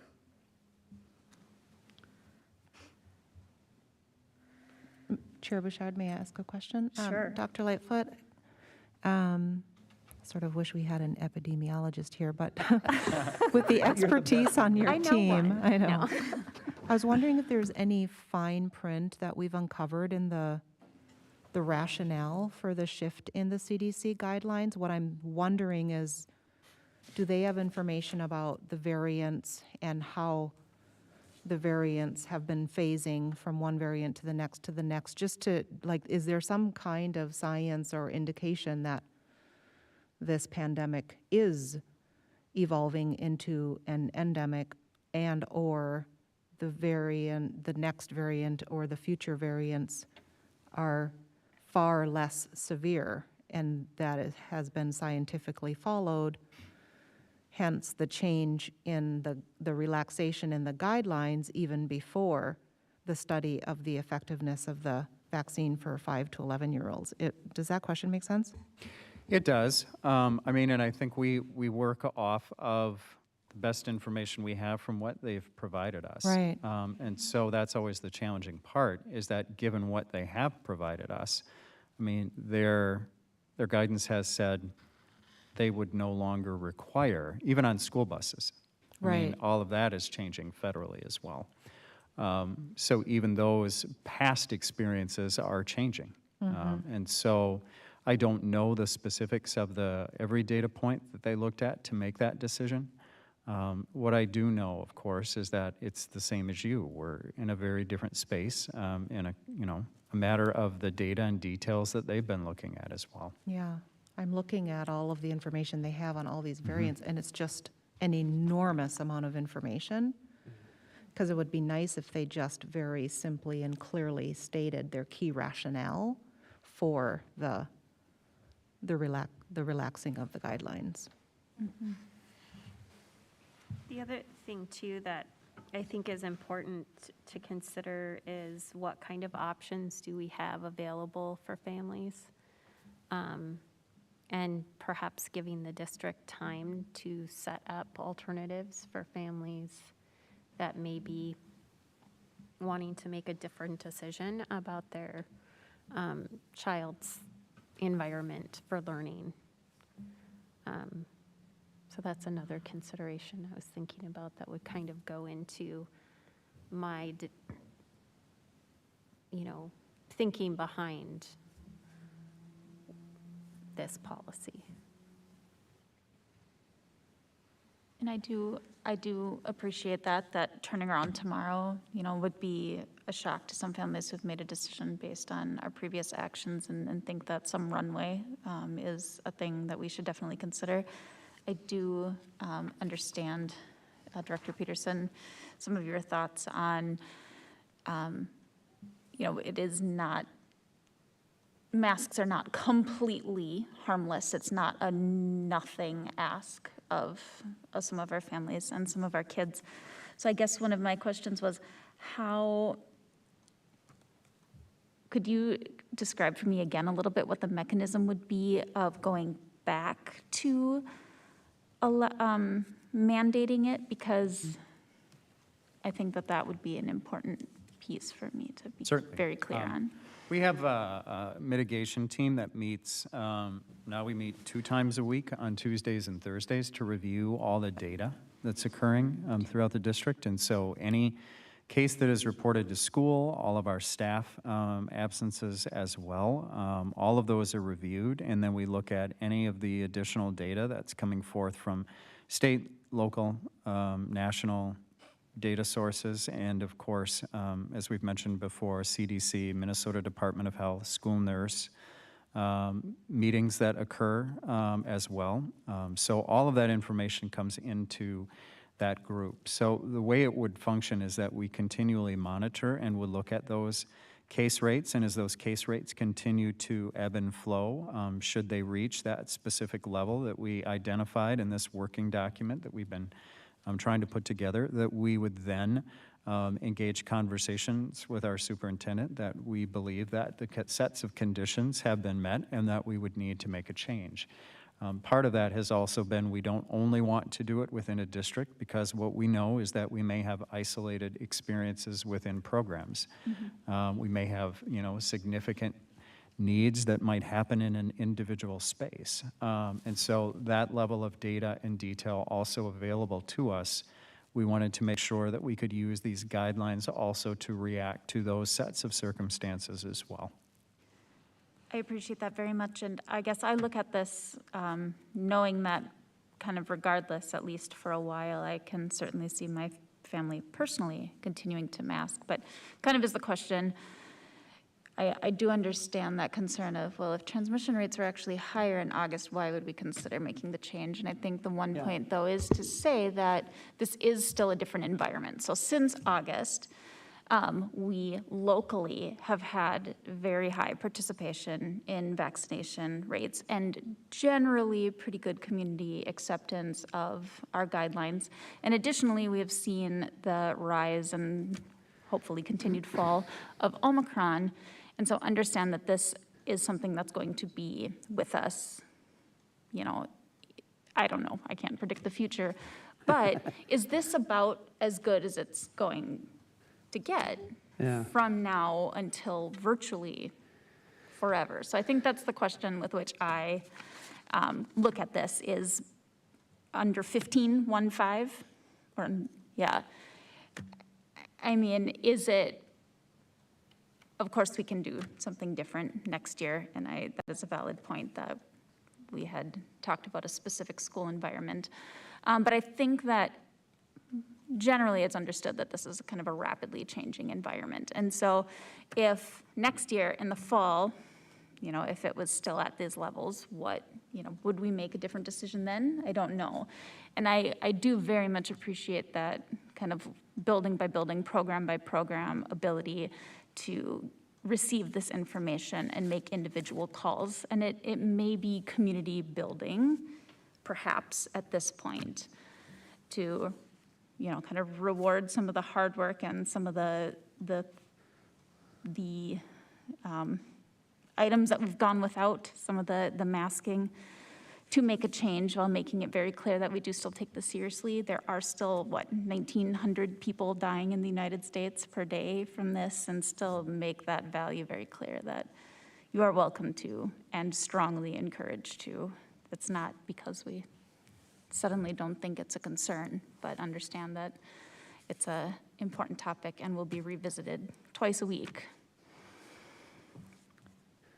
So as I look at our vaccination rates for secondary and staff, so 80% of secondary students, over 90% of staff district-wide, that's the district-wide total, and then a little over 60% for elementary, combined with this study that literally just came out yesterday about the effectiveness in vaccines, which makes me wonder how the CDC might respond to this new information, and this concern about, our youngest, most vulnerable community members who cannot yet be vaccinated. I'm not necessarily advocating for this, but wondering what the board's thought is about moving to mask strongly recommend for secondary and keeping the mask policy as written in place for elementary. Just curious about thoughts. I could favor that. I've thought about that myself today after after reading that article this morning. I think our youngest students are at greater risk.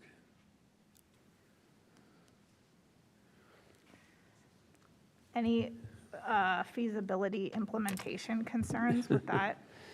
Yeah. I mean, certainly, you can look at those varying levels. When we, think about the reason behind that, I think, as you point out, those are the pieces that you're looking to address, is that in our buildings, we do have individuals who are unable, because of their age, to be vaccinated. It certainly is a consideration, as we've discussed. I do think as far as implementation, that's,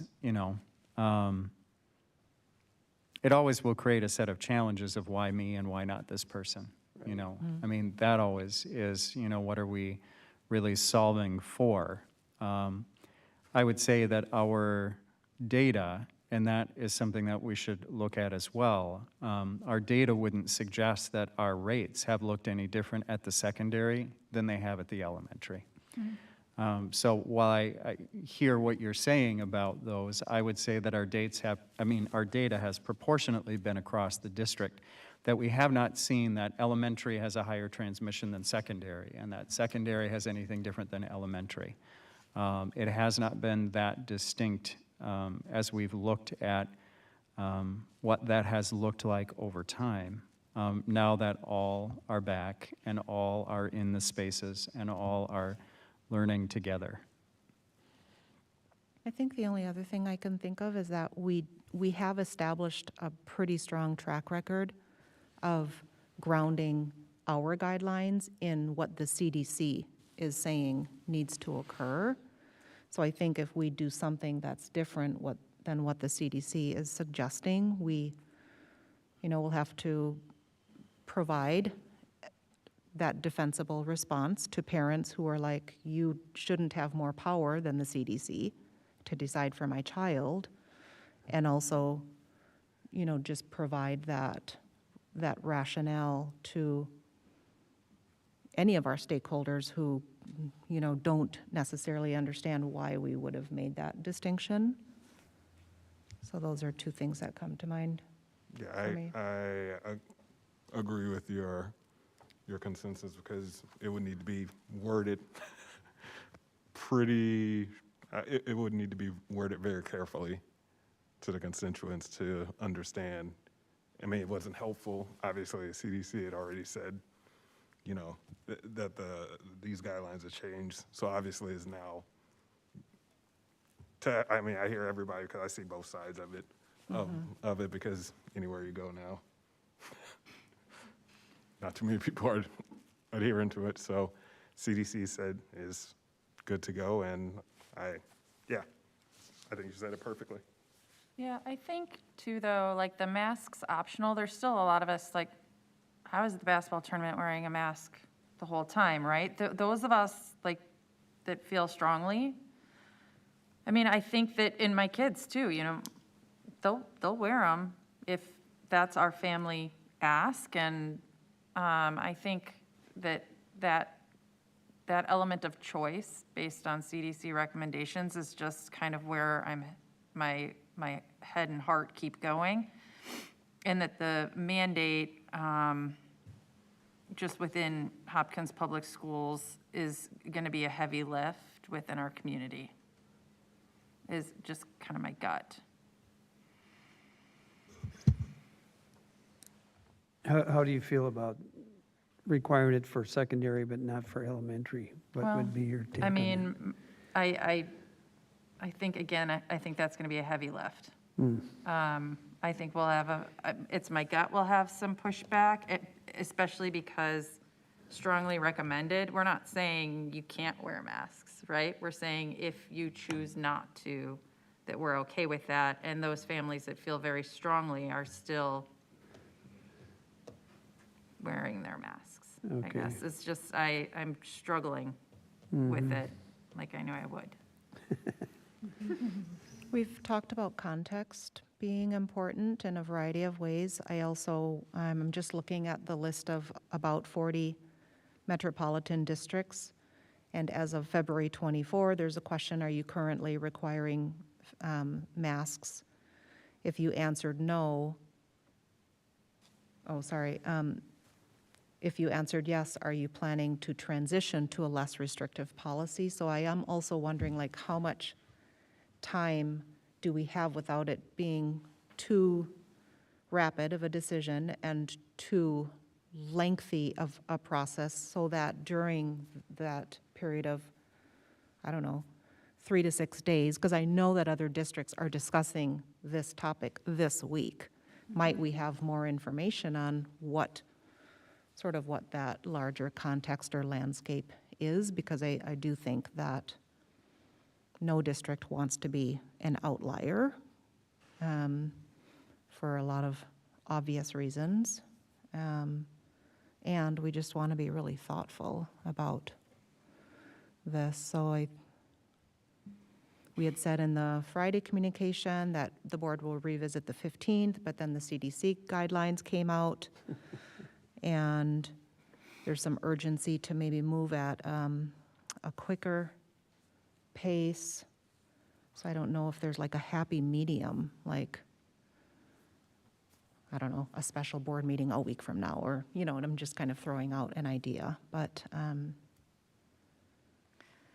Well, I would say if we do decide to vote to approve the policy changes that still have some built-in protections for our community members within Hopkins schools who are too young to be vaccinated and tied to positive case rates, that I would want to give our community some time to transition, to Vice Chair Andreessen's point, you know, that there might be some families who are going to be looking for other options. And I think it's responsible to give some time. And the fact that we did originally say we were going to be making this decision on the 15th. And so there were families who were counting on that, like, okay, well, then I have 2 more weeks to kind of figure out what's going on. And so I guess I would propose an implementation date of the 14th, the March 14th, if we were to approve the policy changes this evening. And I just wanted to get your thoughts on that. I like that, giving some space to families, and also I feel like I just want our district to also be able to really think about what kind of options we're going to be offering families, because I don't think saying to families who made a decision in the fall that, well, you can enroll in the online is sufficient. I feel like other options need to be available to those families. So that gives both families time and also, I think, the district time. What would the option, what options do you have in mind? I don't know. So we're talking about families who would prefer face coverings are required Right. approach. Yep. And then would be highly sensitive to their masked child being in a classroom with children who are not masked. Right. Like, could it be that, you know, maybe there's a classroom that they all opt into that? that they all say, okay, this is a masked environment. And so then families would feel more comfortable saying, oh yeah, I definitely want my kid to keep going. I feel comfortable with that. Like, I think that there are ways that we can be creative and responsive. Maybe. And there would be a cost, right? So it Yes. you might be developing a relationship with a Right. new teacher, Absolutely. and there's only 2.5 months left in the school year, Right. you know? So I do wonder what viable options there might be without overly taxing staff who have been Right. extremely taxed this whole year, but also wanting to, keep our families happy and children safe. Right. Yeah. Well, and I think that same, families opting out goes both ways. I mean, we saw a large group of people who chose solely to enroll their kids in private or parochial school because there weren't mask mandates there, right? Do we see an additional loss of students if we are the outlier district that continues to mandate masks for our students? I mean, I remember there were tons of people who, I mean, granted, they could afford to, but chose to put their kids in Our Lady of Grace because they didn't have to wear masks. And this was before Omicron. It was when we were talking about a much worse variant. And so I think both ways. I mean, I think that we may lose students that can't be in school, but at least they have the option of online learning. I would look at probably a larger loss of students if we don't remove the mandate based on options available to them. There aren't very many alternatives of places that are mandating masks to educate kids in person. So I would worry more about losing families if we don't make them optional, I guess. Do we know what the staff feelings are? Because I know some staff, especially in the secondary models, having to do some enforcement of, mask wearing in their classroom and. Yeah, and I think you've also heard the voice of scholars as well, speaking to what they're seeing in the hallways about the fidelity of the practice, especially at our secondary.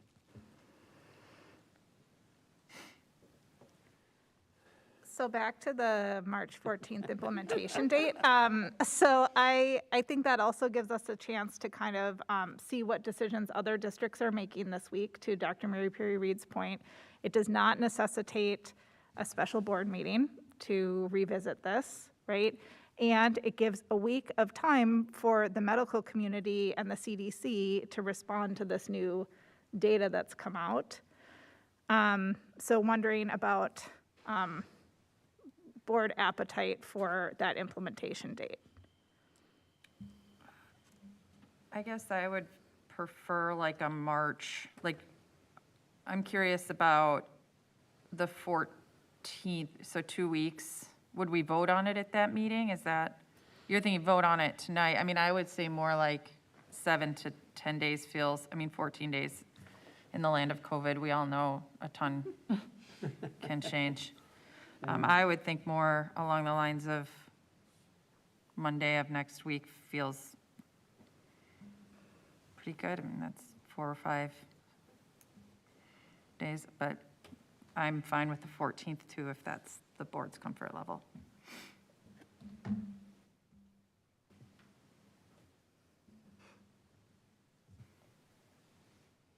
think I echo what Director Peterson said. I think that there's, if, the promise of the date that we had made and that idea of giving families time to adjust, ask their questions, see what the CDC says, I think that those are all very reasonable adaptations and still kind of address this, the concern.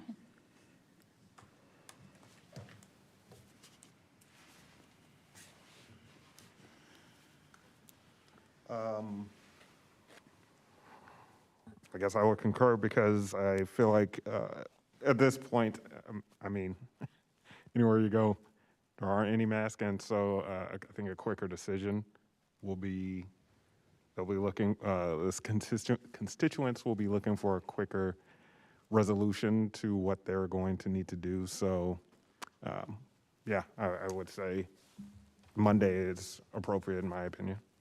We're talking about the 7th. Yes. March 7th. We're talking about that as a date to do what? To implement the updated policy. Okay.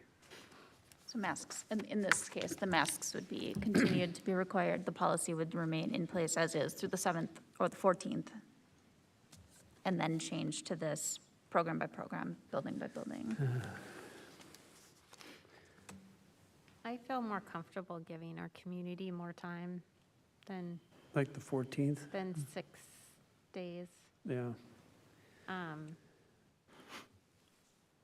Yeah. I feel like the 14th feels more comfortable for me because I know how difficult it can be if you are having to make other decisions about your child's education and care. Right. That can be incredibly difficult to get done in 6 days, 2 of which are weekends. I agree. I think the 14th would give families time to absorb the changes and make other arrangements if they need to.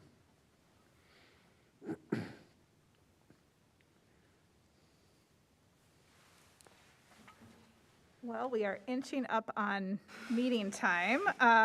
So we had one other agenda item for the workshop. It's a resolution that I'll also bring forward at the meeting, so we can plan to do our full discussion on that at the meeting. So I think we need to take a quick break for the board, and then we will continue the mask policy conversation during the meeting. I feel like we're coming to a place of consensus, but thinking about that implementation date would be the kind of last detail to work out at the meeting. So thank you very much for a robust conversation, and see you back at the table. Let's take 5 minutes. So at 7:03, we'll see you back here. All right. Okay, thank you.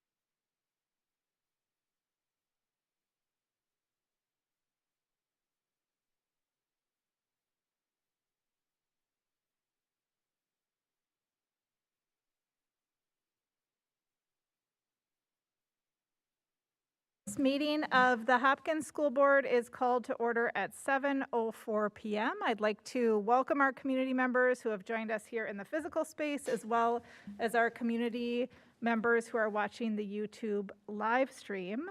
Our first agenda item is open agenda. This is the time that we've reserved for public comment. The Hopkins School Board believes that hearing from our community members is crucial for implementing Vision 2031. We accept public comment in two different formats. One option is to leave a voicemail that will be played at the meeting, and another option is to visit us in person, fill out a public comment card, and hand it to me before the beginning of the meeting. We have 6 community members who would like to give public comment this evening. 4 of those are voicemail comments. We have 2 people who are present in person to give public comment. I'm going to read through the public comment protocol here at the very beginning, and then we'll move into our voicemail comments first and then our in-person comments. Here are the guidelines for public comment. Please keep your comments to 3 minutes or less. Public comment is for input only. Members of the school board will not respond directly to public comments that are made at this meeting. No specific action will be taken at this meeting in direct response to comments that are made or issues that are raised during the public comment period related to items not on the agenda. If the board determines that action is appropriate, that action will occur at a future board meeting. A district representative may follow up with you after the meeting. I will recognize one speaker at a time. Only those speakers who are recognized will be permitted to speak.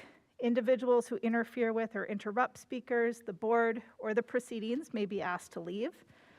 Personal attacks on any individual, including any other speaker during the public comment session, are unacceptable, as are obscenities or profanity. Persistence in making such remarks will end the individual's opportunity to address the board and may result in the individual being directed to leave. I will rule out of order any statement that would violate state or federal law, school board policy, or the privacy rights of an individual. Minnesota's open meeting law prohibits the discussion of private educational data during an open meeting. Accordingly, during the public comment session, no person may discuss private educational data on an identifiable student. The open meeting law also requires the board to close a meeting for preliminary consideration of allegations against an employee. Accordingly, community members who have concerns about an employee or want to file a complaint or allegations against an employee are encouraged to contact the superintendent. Repeated violations of these time, place, and manner restrictions may also lead to the meeting being briefly recessed. Community members will have an opportunity to be heard within the limits of the law and subject to time, place, and manner restrictions that have been listed above. Thank you for participating in public comment this evening. So we'll move into our voicemail comments, and we'll start with Nicole Bloom.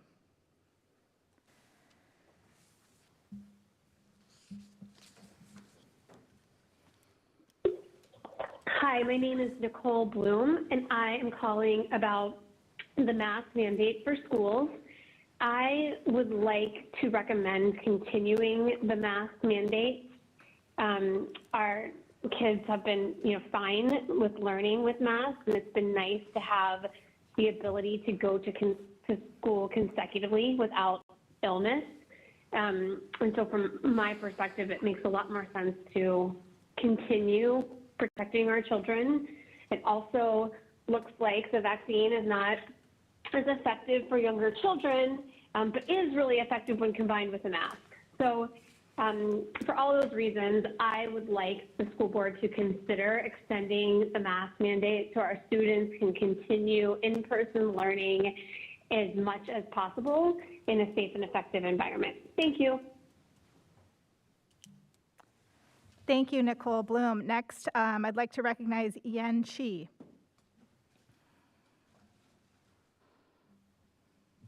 Hello, school board members. My name is Yen Chi, and I'm the mother of 2 children that go to St. Zane Academy, and they're in 5th grade and 1st grade. And I just wanted to voice my opinion and concerns about the masking mandate that might be lifted. I know you're voting on that soon, so I just wanted to say that if you could keep masking in the classrooms, I think that would be a wonderful thing for the keeping everyone healthy. My children, when I asked them actually how they would feel if suddenly the mask mandate were lifted, they said that they would actually feel a little bit strange because they're very used to having them and they feel protected and safe.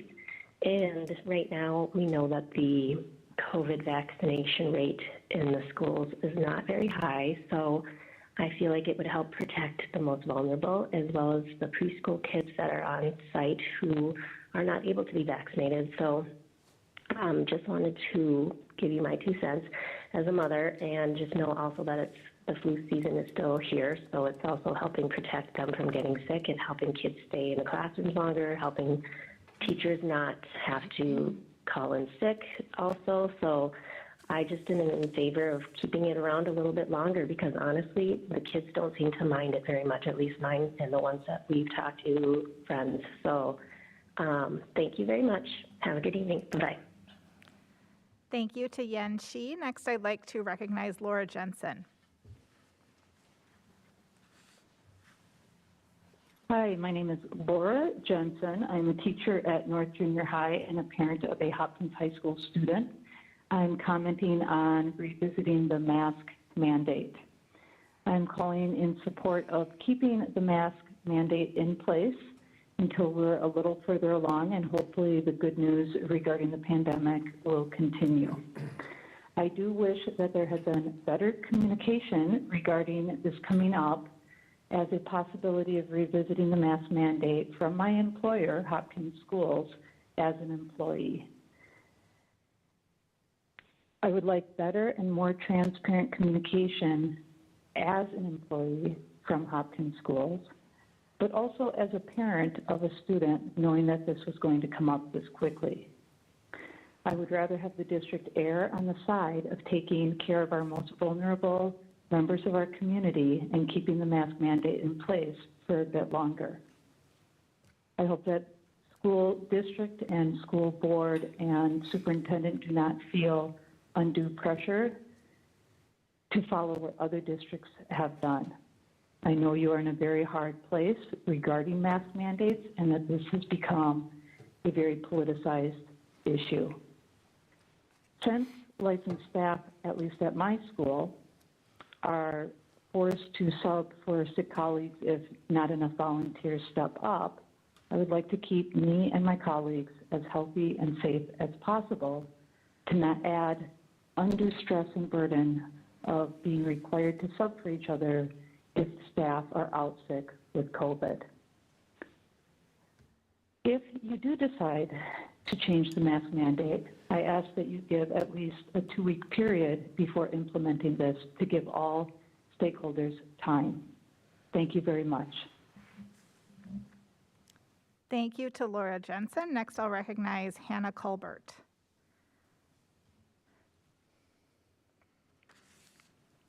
Hello, my name is Hannah Colbert.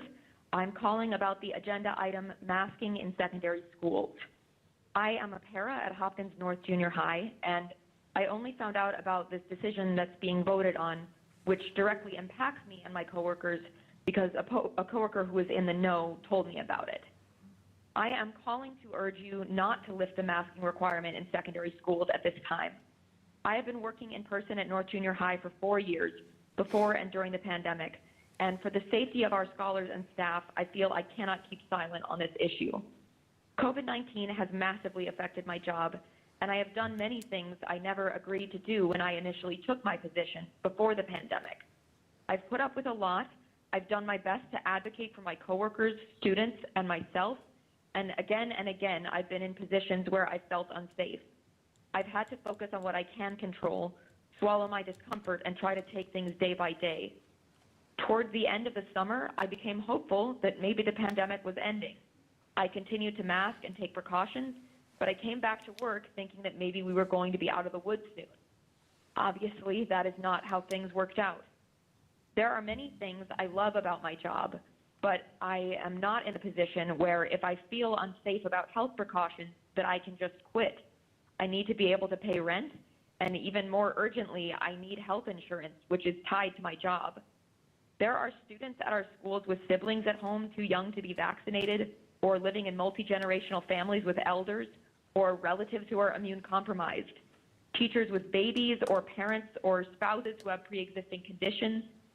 These are not uncommon situations, and many of these people do not have the luxury to just jump ship and go somewhere else, especially if more and more places become hostile to those who are trying to protect their vulnerable loved ones at home. If you think that there are no economic or political forces influencing the CDC's messaging about masking, I desperately urge you to reconsider your opinion. We know that another variant will come down the line. We know that masking with high-quality masks helps decrease spread. We know that dropping precautions leads to spikes in COVID cases.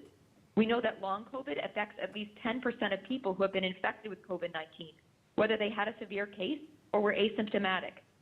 I don't want to live the rest of my life with chronic fatigue syndrome, brain fog, or persistent shortness of breath, and I really don't want that for our students. As a staff member, I am sick of being left out of these decisions about our safety.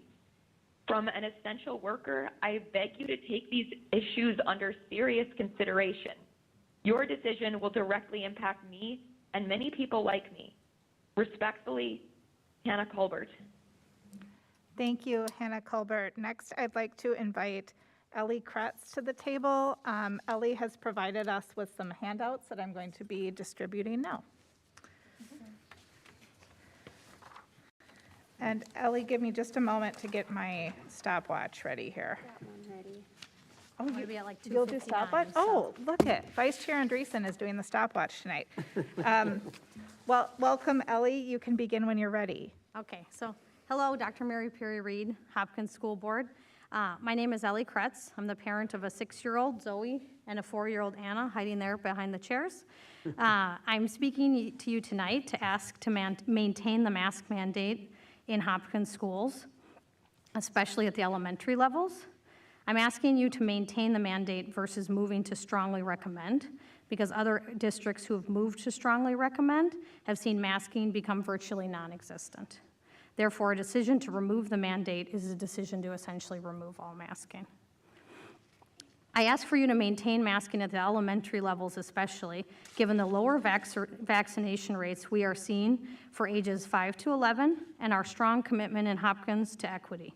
In the handout I've given you, which admittedly is a little smaller, so sorry for those of us over the age of 40 like myself, as of 2020, as of February 19th, the state of Minnesota reports that fully vaccinated rates for 5 to 11-year-olds to be 53% for the Asian Pacific and Islanders, that's the largest bar, 34% for whites, and 25% for the non-Asian BIPOC kids.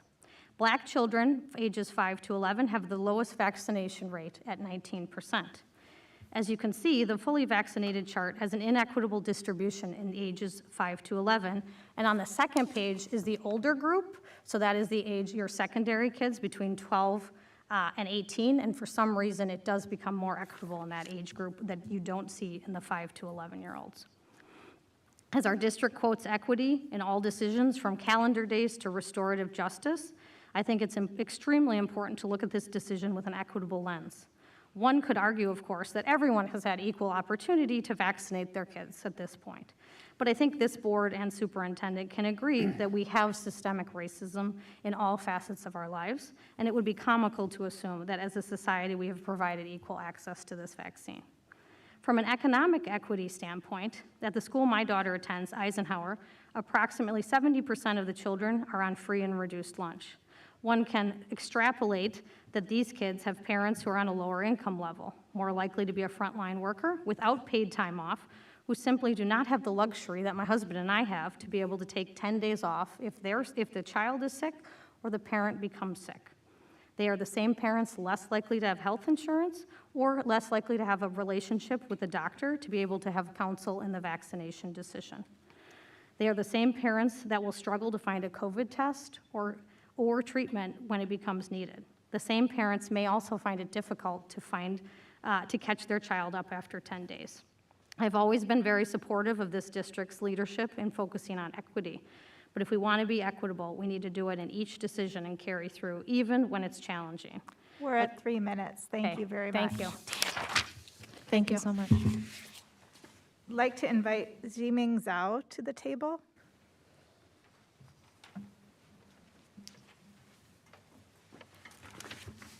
Hello, I'm Jiming Zhao.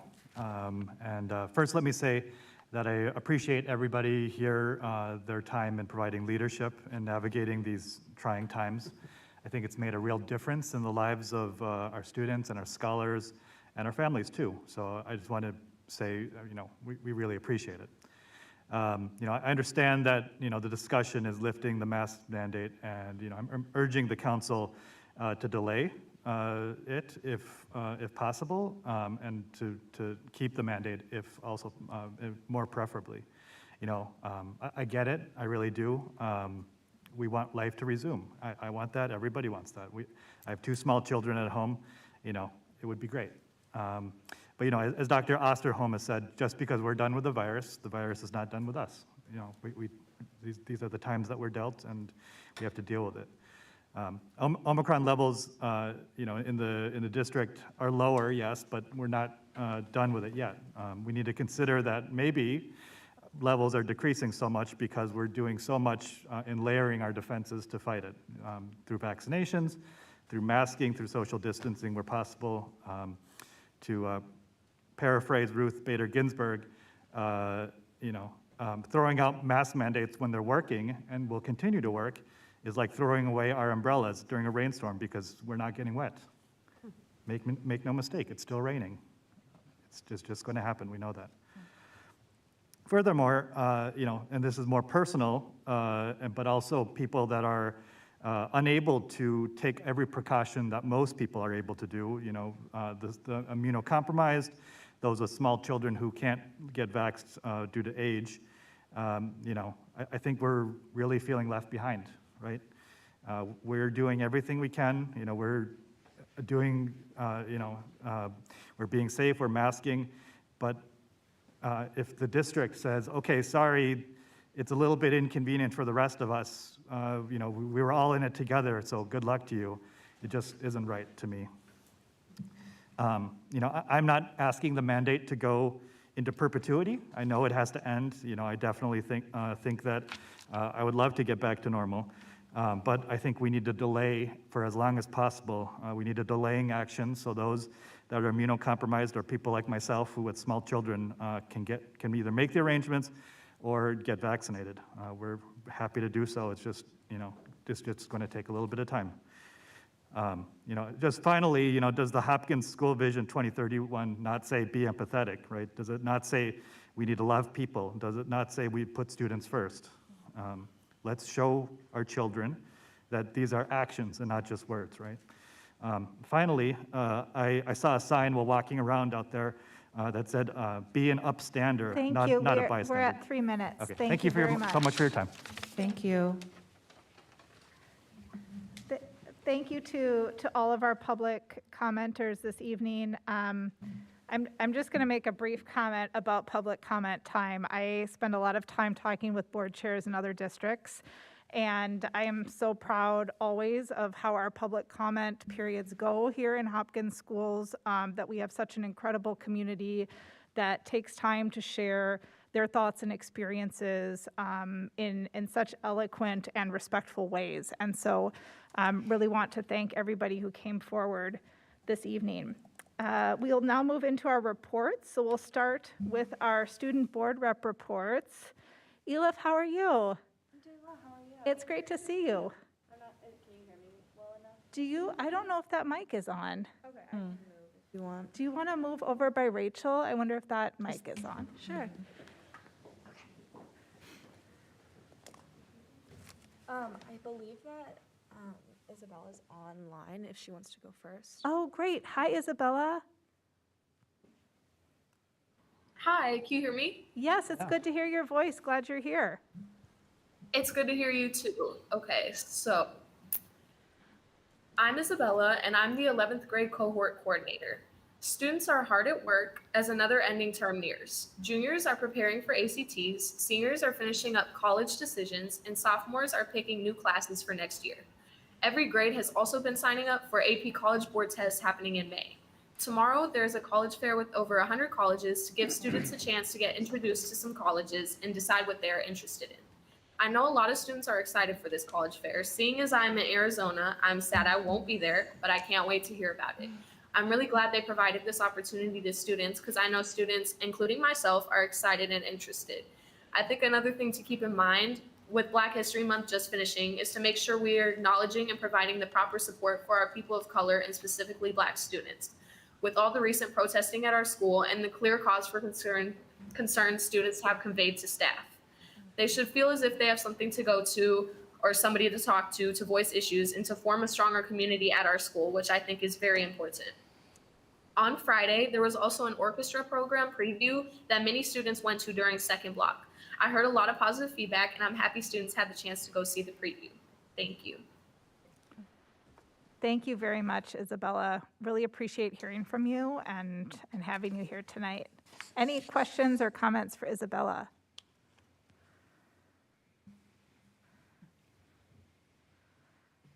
Great. Elif, should we move to yours, or are there any other student board reps online? I think that she's the only one. Okay, great. Perfect. Thank you. My name is Elif. I'm the sophomore student rep, and I have just a few more things. So yesterday we had the Black History Month show, and both staff and student performers were there, and they had a soul food dinner afterwards. Unfortunately, I wasn't able to attend, but it looked amazing. And then tomorrow we have the college fair, which is an incredible opportunity for all of our students at the high school. And next week we have a Spirit Week because we have our spring fling. They're doing Monochrome Day, Twin Tuesday, White Lies Wednesday, PJ/Blanket Day, and class colors. And then the spring fling will be on March 12th. Wonderful. Thank you. I have a question for you. Yeah. You have been working on some exciting legislation in partnership with Representative Feist. Would you mind sharing a bit about that with us? Oh, sure, yeah. Basically, it is to fund free menstrual products in all schools in Minnesota. And I've just been working on that for like the past 10 months or so. It's been fun. And it is, it's a bill that's in play this session, and it sounds like it's getting some great support. Yeah, I had to testify in education policy where it was passed, and next is education finance. And hopefully it passes there as well. Well, fantastic. Thank you so much for all your work on that. Thank you. Wonderful leadership. Great. Well, let's move to our superintendent's report with Dr. Mary Perry Reed. Thank you, Chair Bouchard, and I thought I would ask for Elise's help today since it usually takes me 1 to 3 minutes to present, just to present, or figure out how to get my slides up there. So thanks, Elise. Well, I always start by saying we have so much to celebrate in Hopkins, and I know that we do have to just have some thoughtful discussions and decisions around the masking issue, and I appreciate the thoughtfulness of the board and all of our parents and staff providing their input.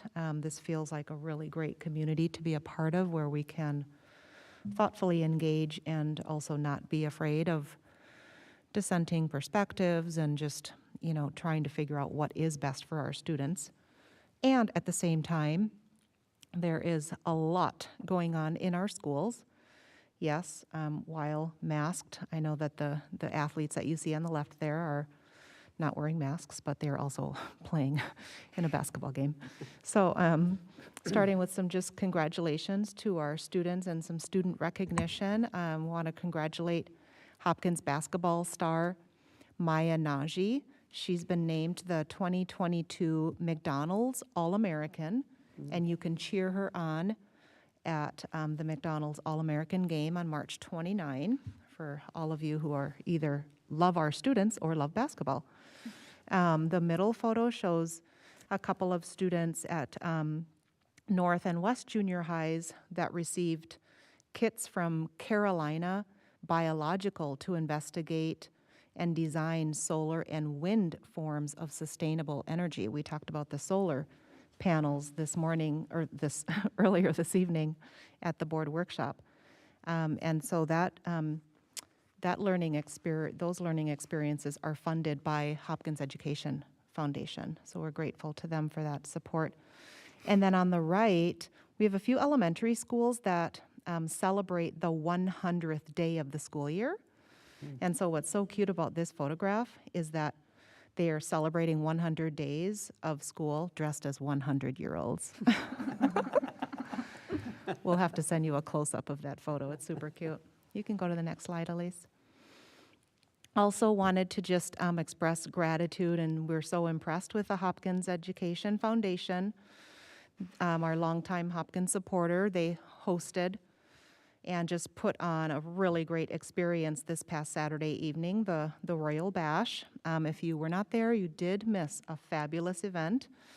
It was fun to see all of the variations of plaid in everybody's dressy outfits for the evening. And it was also really wonderful just to be in person it was approximately 245 people who were in the in-person experience, and then another 70 attendees participating virtually. So it was a really wonderful evening. Also, just to recognize Principal Jim Haybison and his son, who showed this amazing bravery and vulnerability by sharing a story of how Adam Haybison's life was deeply impacted by Hopkins teachers and also by music and arts programming when he was coming up through Hopkins Public Schools. And they really shared a touching story, and I think that many audience members were really struck by their vulnerability. So thanks to them, and thank you very much to HEF. You can go to the next slide, Elise. School spotlight on Glen Lake. So at Glen Lake, it's been a longstanding tradition for sixth graders to go up north to Wolf Ridge for 3 days. And due to COVID restrictions, instead for the last couple years, they've made adjustments. And instead of traveling up north, they create their own experience called Grizzly Ridge. So the activities that all students participate in include snowshoeing, dog sledding, cross-country skiing, ice fishing, wood burning, turkey bowling, and sledding. And also they get to meet and greet with their principal, who shows up in a turkey costume.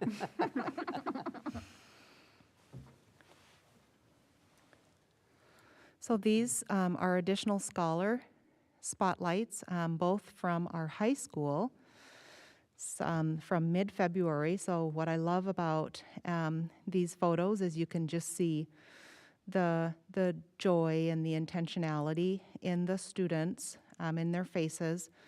So there's the heartograms activity, which I think our student board reps talked about at the last board meeting, but I loved the photos and videos that they had of that online. And I love how our students are demonstrating our Hopkins core values of love, authentic inclusivity, and being intentionally adventurous as they gave out, they sang songs and gave out roses and candy to each other and to staff. Do they sing to each other, the students, or just to the adults? Oh no, they sing to everybody. Oh, to everybody. It was really Love it. fun. Like Yes. it was actually the cutest thing. Yes, I love that too. And then in the bottom photo, it's a picture of a student who, so there's one of the teams in a business class partnered with Nothing Bundt Cakes to help them develop, to help that real business develop their marketing strategies. And a few weeks ago, I worked at a DECA event to support scholars who were dissecting business case studies and applying their marketing thinking to real-world business problems. So as you can see, our students are definitely applying critical thinking and problem solving, which are a couple of traits of the Hopkins graduate. More celebrations of students. So our robotics team continues to soar. They had a big win on December 5. And what I heard about this team is they work, in addition to going to school, they work more than 16 hours a week on perfecting their robots so that they can be competitive in upcoming competitions.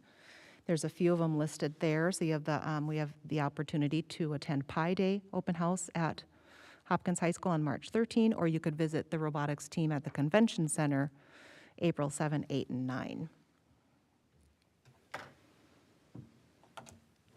I also wanted to spotlight our transportation department. So February 22 was School Bus Driver Appreciation Day. So a few of us did head over to the bus depot to visit with the drivers. We were really in love with our new team over there, led by William Pierce, our new transportation director, and the CEO of Lake Country Transportation, Paul Spakowski. They are really engaging with our drivers in wonderful ways, and the drivers that I talked to have expressed happiness working with Lake Country, and also they just feel really valued as employees, which is important to us.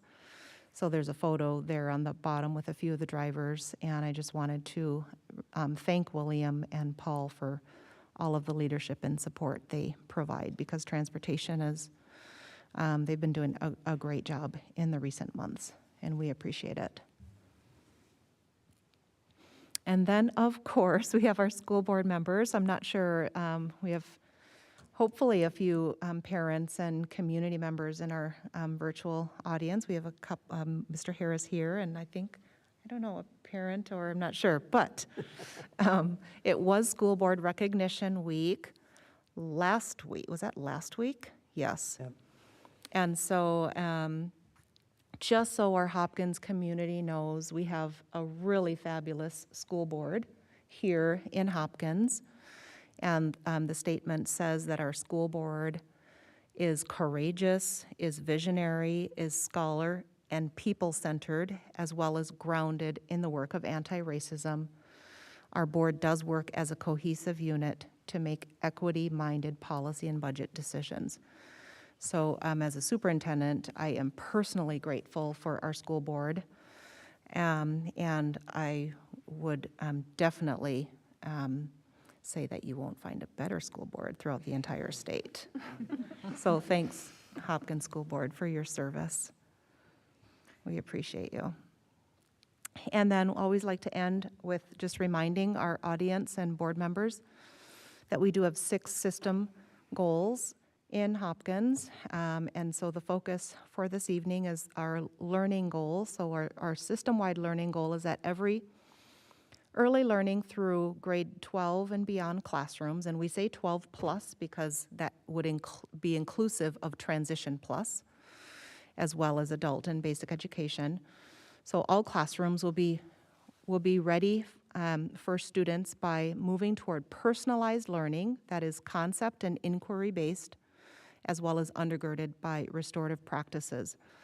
Now, this picture is, it's hard to discern what's happening in here, but it's a long shot photo of a learning space at Alice Smith. I was there just yesterday, and literally these are 3 adjacent classrooms where the walls have been removed from between the 3 classrooms.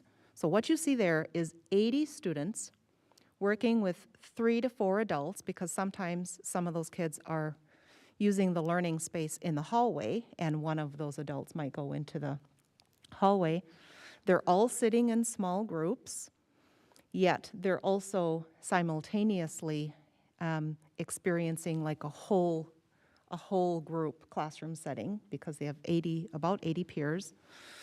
And in this particular lesson, I think I heard that there had been a fight during recess, but they were analyzing the conflict that they sometimes witness or experience during recess to as a way of practicing talking about conflict, because the next step, which is a leap, but we also did this in our leadership group with principals, but the next step was they were going to talk about the conflict with Russia and Ukraine. Wow. So it was really powerful, and so the teachers all work together. They plan they plan all of their lessons together. They're modeling instruction for each other, and then they each have a mic, right? Because you have to get your voice across to all 80 of those students, and it's a really large space. And honestly, it was calm but vibrant, right? And I was just really impressed with the move in that space toward personalized learning, grounded in, what's really happening in our real world. And I do believe that's it for the report. Thank you for this opportunity. Wonderful. Thank you, Dr. Mary Puri-Reed. Any comments or questions from the board? It's so exciting to see some of these innovative learning models in action. And, you mentioned that activity being grounded in real life circumstances, both local and global. And it's such a cool encapsulation of all of these concepts that we've been talking about for the last 4 years, right? To see that in action is really wonderful. So thank you. Great. Next, we'll move to the approval of the agenda. So I would look for a motion to approve the agenda. So moved. I have a motion. Is there a second? Second. I have a motion and a second to approve the agenda. Any discussion? Seeing none, all in favor, please say aye. Aye. All opposed, nay. Motion carries. Next, I would look for a motion to approve the consent calendar. So moved. I have a motion. Is there a second? Second. I have a motion and a second to approve the consent calendar. Any discussion? Seeing none, all in favor, please say aye. Aye. All opposed, nay. Motion carries. Next, we'll move into new business. I'd like to invite Assistant Superintendent Lightfoot to the table, and I'll turn it over to Vice Chair Andreessen. Well, first, there's a treasurer's report. Oh my gosh. Steve, How could we forget? I am so sorry. I apologize. I was scrolling too fast. It's been a month since I've given a treasurer's I report. so know, and it's a really great part of our meeting. I've been working on it for a whole month. Oh so. my goodness, thank you for correcting me. Next, we'll move to our treasurer's report with Treasurer Adams. Great. Thank you, Chair Bouchard. Is customary on the first treasurer's report of the month, I report on enrollment. And enrollment declined by 39 students in January. And that followed a decline of 33 in December. But that was after enrollment increases over the previous 2 months. But even after the decreases in the last 2 months, enrollment is 193 over our original projection and 133 over our revised projection before the school year began. So we've had some attrition. We can only surmise what the reasons were for that, but it has happened over the last 2 months. Expenses of note, in February, we paid $96,400 for natural gas for December, and I'm a little concerned that that is going to go up because there was a recent rate increase. Maybe we're protected by that, by our arrangement with Connect Energy. But anyway, natural gas prices have been increasing, primarily due to the freeze in Texas last winter. And CenterPoint Energy is finally catching up on their, on recouping some of their overages that they had to pay for last winter. There are also numerous payments for basketball, gymnastics, and hockey officials. We paid $218,558 for COVID-19 tests. So any employee in the district that wants to get a COVID test at any time can do so. And we've got quite a stockpile of those. And then we paid $12,442 for boys ice hockey ice time and rental at the Hopkins Pavilion. So that's what we paid into the coffers of the city of Hopkins. So with that, I move that we approve total disbursements in the amount of $3,707,783.89 for the period February 2 through February 22nd, 2022. I have a motion. Is there a second?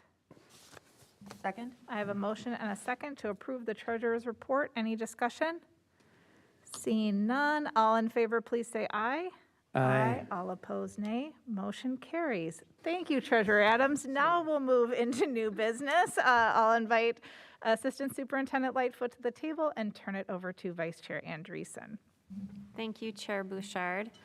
As we are all aware, at our prior workshop, we discussed in, I think, detail changes that are being proposed to our current policy 808, face coverings. And I will turn it over to Assistant Superintendent Lightfoot to give everyone an update on that conversation and what is being recommended. I will do my best. We're here to help. What we discussed at the workshop, where we've been with our work with the face covering as well as the mitigation efforts. As I mentioned during the workshop, we have a COVID management group that has been looking at the data, using that data regarding our positive case rates, quarantines, exposures, and communicating that as we've looked at that, we have seen the differences in transmissions and positive cases that have been expressed throughout the kind of over the past couple months, to the point now where we have 0 staff. And the latest information I looked at just 5 minutes ago was 13 cases of students throughout the course of the district. So those numbers continue to go down, and those do effectively kind of reflect what we've seen in the community numbers as well. So you've seen that throughout the Hennepin County data, as well as what you've seen with the CDC information. Knowing full well that the CDC did change its recommendations as of Friday regarding masking and masking requirements, inclusive of school buses, also inclusive of schools. That was information that the mitigation group has been looking at as well. In part of a response to that, what the group has been looking at and what we discussed in the workshop was, would we have specific points in which we would look at mitigation team members recommending that the board consider removing a mask requirement mandate, and what would those data points be? And would the converse be true as well, that if we did see rates increase and we saw specific local data, would we also look to say at those points, whether they be in a specific program, whether they be in a specific school or building, or potentially district-wide, would we say that it is supported by our data that we would move toward masking again and having that mask be a requirement? So as we think about that and that information presented, part of the the discussion at the board level is, if we are going to do that, our policy would need to be amended so that we could look at that mitigation team and in cooperation with our superintendent, looking at those data points to make sure that we could look at that data as driving the decision regarding the masks and what we would be doing with that. So that was a summary of what was presented at the workshop. And part, the question in front of the board is that policy change component and any implementation date that would be associated with it. So that really is right now the crux of that brief summary. Anything that I missed that others might certainly elaborate on, welcomed, and I will leave it at that for additional conversation, questions, or comments. Thank you, Assistant Superintendent Lightfoot. So kind of the bullet point version is that the policy would move from masks required to masks strongly recommended and strongly encouraged. It would be tied to community levels as defined by the CDC, meaning that if we were in a medium or low level, it would be masks strongly recommended, strongly encouraged. If we moved to active scholar cases of 100 or more for a week, or our county data returned to the high level, then that would automatically trigger required masking. And then could you talk a bit about the early childhood context? Sure. We had a lot of discussion around scholars who are too young to be vaccinated. Mm-hmm. We did, and in that discussion, what we were looking at is being mindful of letting that program use its data and its protocols as well to support that, which you just identified, Chair Bouchard, that those individuals cannot be vaccinated at this point in time in the service of the program. So as part of that, what we looked at, and it's the recommendation that they do continue their present protocol, that they continue to sustain that. And so right now, that is really what we're working off of, and we worked with Assistant Director Chauvin today to get some additional information, and I'll have that up here as well so that I can pull that together. But that really was the level of conversation, was differentiating that from the K-12 approach that we were looking at otherwise. Thank you. Were there any other elements to the policy conversation that happened during the workshop that board members wanted to make sure that we had made our community aware of here during the meeting? Chair Bouchard? Mm-hmm. I think for me, kind of the overarching thing is I think our board conversation earlier in the workshop is very representative of the conversations that we're hearing within our community. I would just want to make a quick point. I was super thankful for all the comments at the beginning of the meeting. They were very persuasive. We did have a large number asking us to remove the mask mandate that came in via email. They just didn't happen to make public comment here tonight, and I think that's important to notice. I think for me personally, this is by far the toughest decision that we have had to make as a board. And I think it's a tough decision for our community as a whole. And I really appreciated the comments earlier about this not being over and allowing the board the ability to change in the future, I think is really important. You know, and I think, you know, remembering that removing the mandate isn't, it's more allowing choice versus mandating. But it's still definitely one, I think that there are multiple facets to consider, and I think as a board, we're doing a good job of that. Thank you. Chair Bouchard, Director Adams. I've got a question. When was this added to the agenda? Because the agenda that I downloaded on Saturday did not have this item on it. And I was asked by people about this item, and I said, it's not on the agenda. We will not be making a decision. And I'm just a little surprised that I was made a liar, because it was apparently added to the agenda sometime after I downloaded it from our website. Did anyone else have that same experience? So it was originally on the workshop agenda after the CDC guidance came out on Saturday. And we had requests from community members who wanted to give public comment on the mask policy. We did move it to the meeting agenda, so it has been on the meeting agenda since yesterday. Does that meet the legal requirement that the public be notified in advance of the agenda?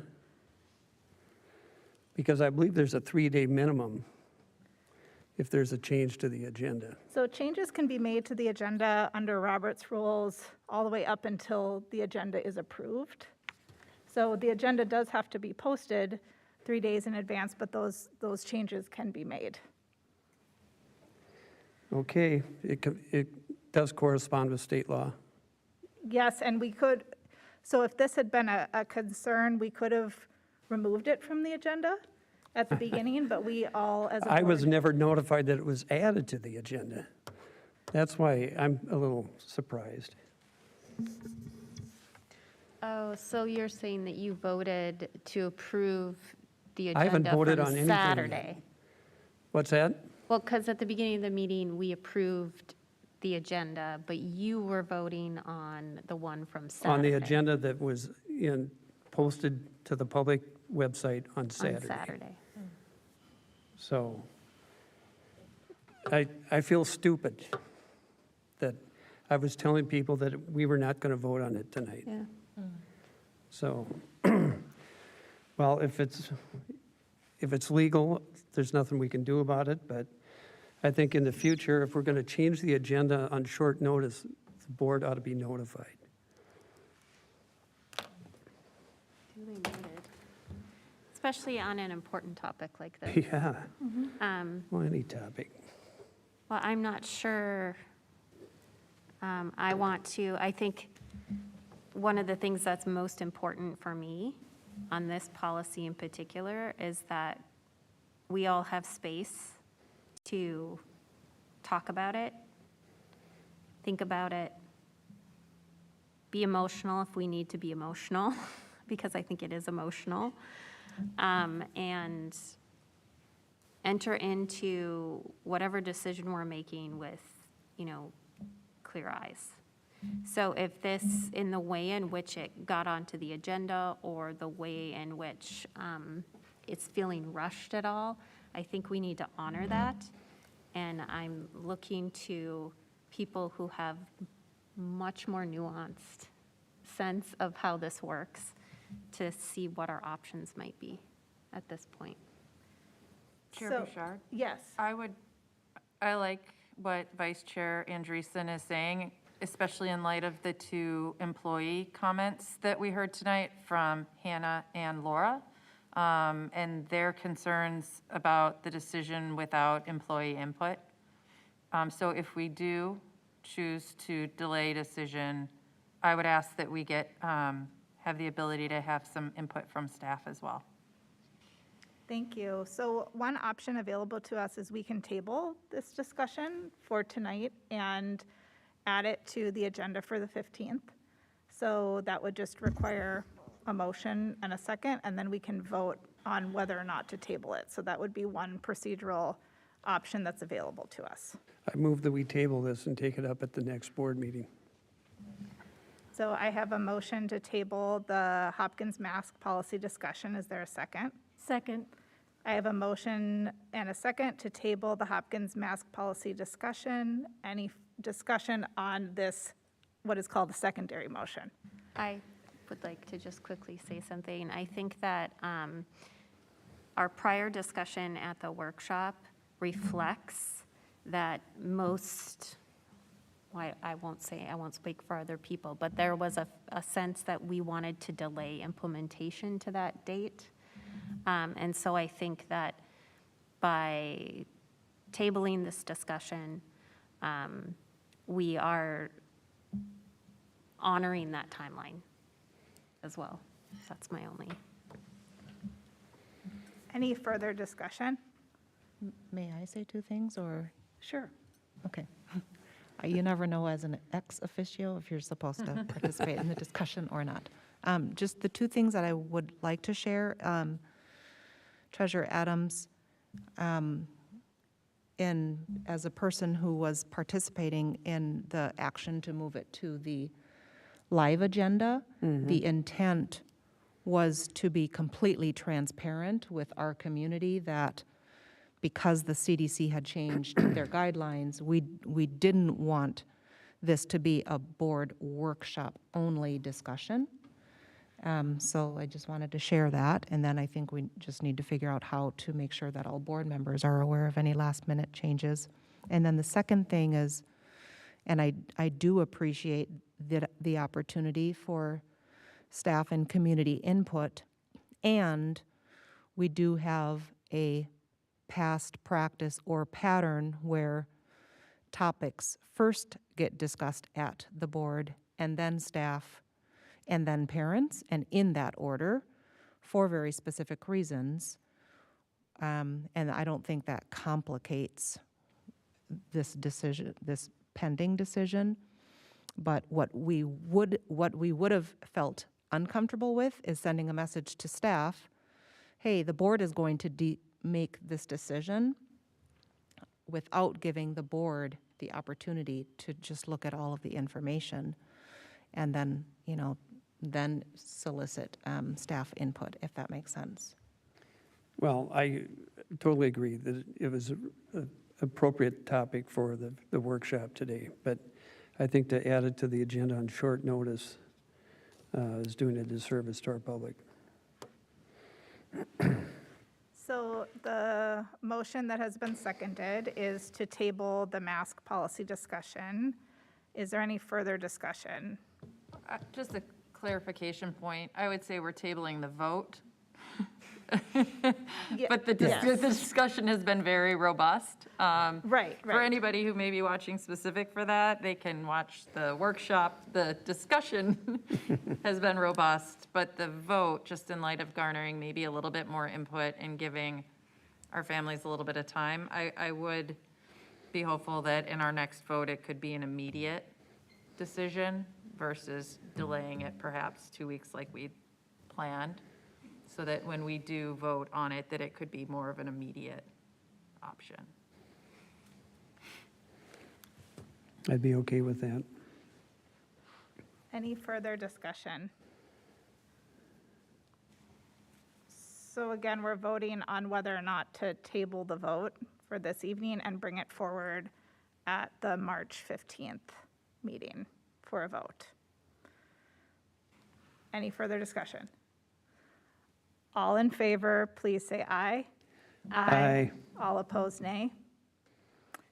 Motion carries. Thank you. Next, we'll move on to the MSBA IDEA resolution.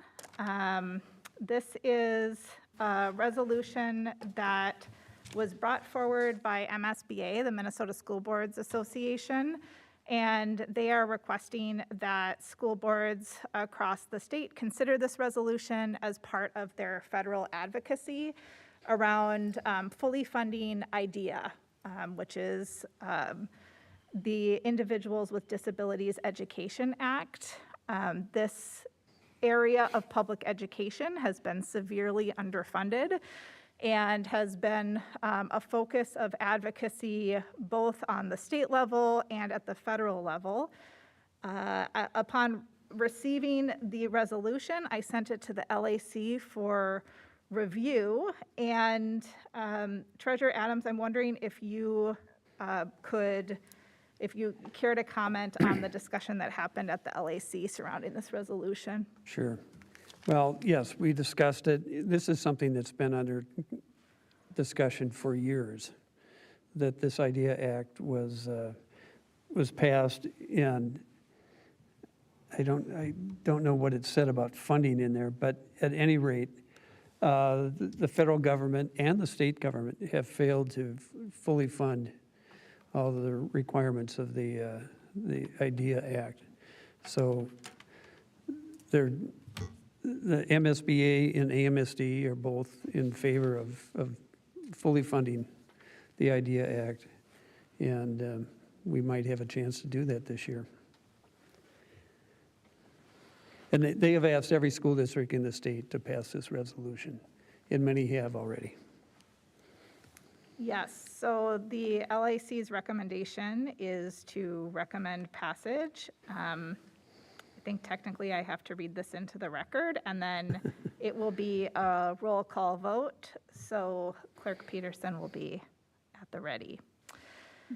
Whereas the Hopkins Public Schools District recognizes the need for a strong investment in the Individuals with Disabilities Education Act, and whereas the Individuals with Disabilities Education Act was first enacted in 1975 to help ensure that all students with disabilities will have access to a free, appropriate public education, and IDEA's enactment more than 45 years ago, the current federal investment in IDEA is less than 14%.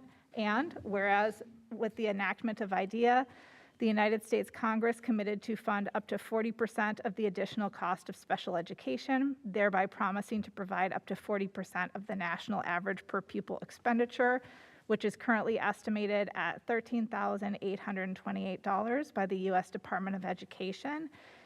And whereas our nation's school districts face an increased demand for greater resources to fulfill the needs of students under IDEA, including those for students affected by multiple disabilities whose individual education plans require more resources. And whereas with each increase in the IDEA child count, the school board of Hopkins Public Schools and others throughout the country continue to adjust their budgets to accommodate this increased need and ensure that each child educated through IDEA receives the appropriate supports, with some school districts dedicating 40% or more of their general education budgets to special education services. And whereas Hopkins Public School District has a $6,541,947 cross-subsidy for fiscal year 20, which is one part of the statewide cross-subsidy that was more than $673 million in fiscal year 20 and is expected to grow to $806 million in fiscal year 25. Be it resolved that the school board of the Hopkins Public Schools supports the IDEA Full Funding Act that will help strengthen the federal government and special education by authorizing a 10-year plan to fully fund the federal share of IDEA. And be it resolved that the Hopkins School Board urges Congress's strong bipartisan support for and passage of the Full IDEA Funding Act. And now, therefore, be it resolved that the school board of Hopkins Public Schools remains committed to providing students with disabilities and their families the supports they need. And now we'll move to the roll call vote. Oh, sorry. Second. Yep, I need a motion. So moved? And a second? Oh, you second. He already seconded. He already seconded. Okay, I have a motion and a second to approve the resolution in support of Congressional IDEA Full Funding Act. Is there any discussion? Seeing none, we'll move to the roll call vote. All right, Director Adams. Aye. Vice Chair Andreessen. Aye. Director Hartland. Aye. Director Kahn. Aye. Director Peterson. Aye. Director Ross. Aye. Chair Bouchard. Aye. Thank you, Clerk Peterson. We have 7 ayes, 0 nays. Motion carries.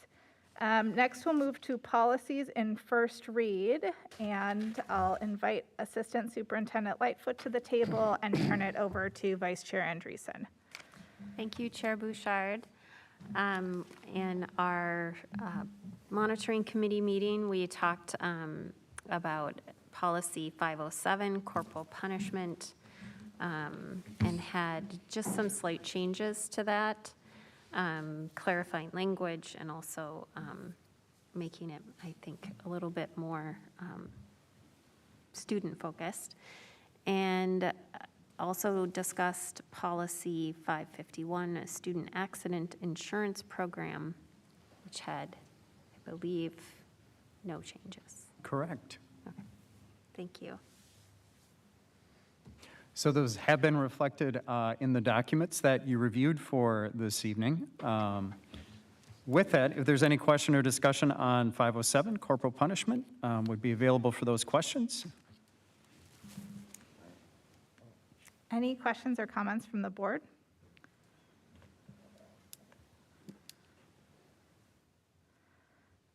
All right. And then the second policy up for this evening is accident insurance, 551. Open for any questions on that as well. Any questions or comments from the board? Very minimal changes to these, so we can't think of any. Thank you very much. So I would look for a motion that the board approve the above policies in first read, and that the board direct the administration to prepare the policies for approval and second reading at the next meeting as part of consent. So moved. I have a motion. Is there a second? Second. I have a motion and a second. Any further discussion? Seeing none, all in favor, please say aye. Aye. All opposed, nay. Motion carries. Next, we'll move to, thank you very much, Thank you. Assistant Superintendent Lightfoot. Next, we'll move to a resolution denouncing racism in athletic activities. So as most of us have seen in the news and on social media, there have been quite a few incidents recently of blatant racism in athletic activities in the state of Minnesota. I was part of a discussion with board members in other districts about how they and their communities were responding to and addressing some of these dynamics. And one of the action items that came out of that meeting was the idea to bring forward a resolution that boards could pass if they wish to denounce racism in athletic activities. And kind of as we were writing the resolution, MSHSL put out their statement that was emailed to all board members through MSBA is how I received it, at least through the Minnesota School Boards Association. So it was a statement of multiple organizations put out together. MSHSL, the Minnesota State High School League, was part of that list of organizations. And it was shared on social media as well. There was a press release associated with it. And so, you know, the language in this resolution is very collaborative, that we want to partner with the Minnesota State High School League to enact policies to prevent, report, address, enforce against, and hold people and institutions accountable for these harmful acts.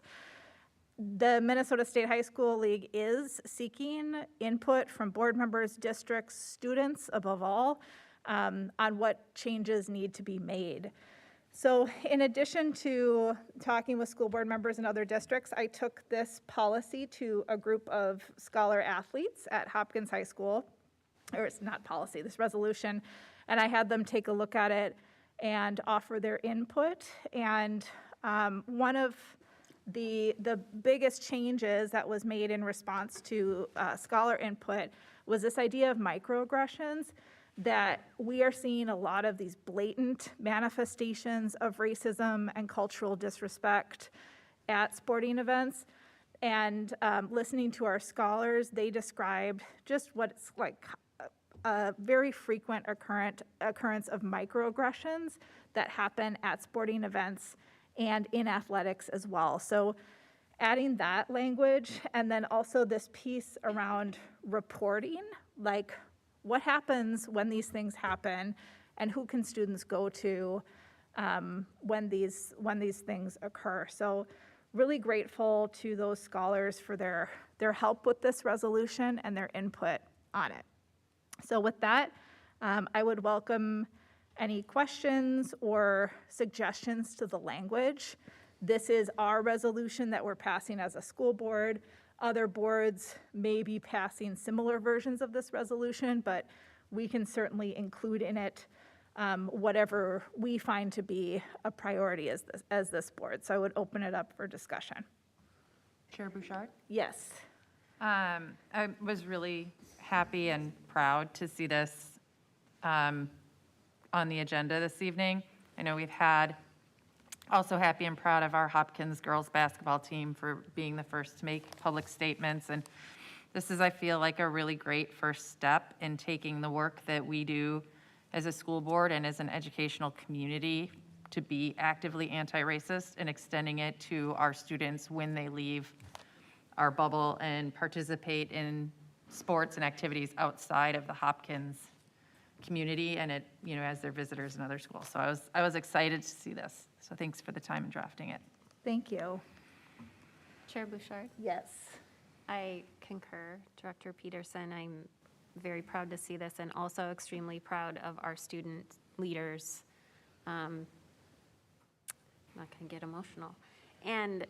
But I am wondering about the focus on high school sports.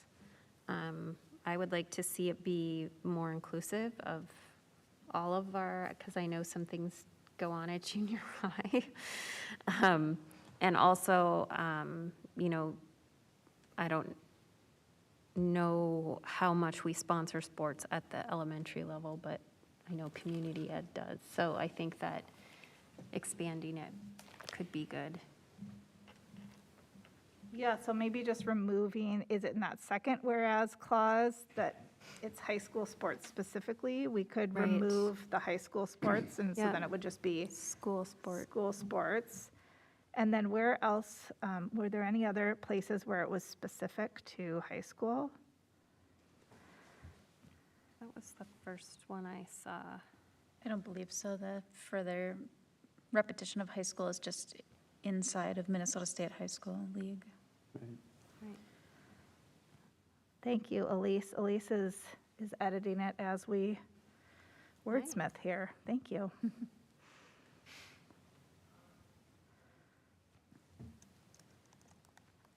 Any other I think down changes? here at the bottom, it says athletic activities.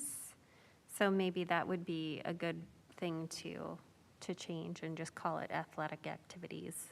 Throughout instead of sports? Yeah, so in that second clause, change it to athletic activities in Minnesota. Thank you, Elise. And then is there another place where I put sports and it should be athletic activities? One thing that I did notice, and possibly I have a frozen text version rather than the live version, but when I clicked on it from the agenda, the top like micro header text still says resolution concerning moving toward fully funding school nutrition programs. Oh, weird. And so that just came, I mean, I just clicked on it today again from, so I will re-click on it, but that is just a thing that I wanted to. That's strange. Mine does not show up that way. When I clicked on it just this moment from the agenda, and it pulls up in a second tab, a Google Docs, and it says, has a blue Hopkins square at the top of mine. Yeah, that's weird. Maybe it's happening on the iPads? That's not happening on mine. Oh, weird. So I don't know, but I just closed my window and reopened it Must from be the user agenda. error. Yeah. Strange. Anyway, so it is just a. I wonder if that's a Google Doc header that you have, because that should be fully editable. Anyway, we'll have tech support get in on that one. That's right.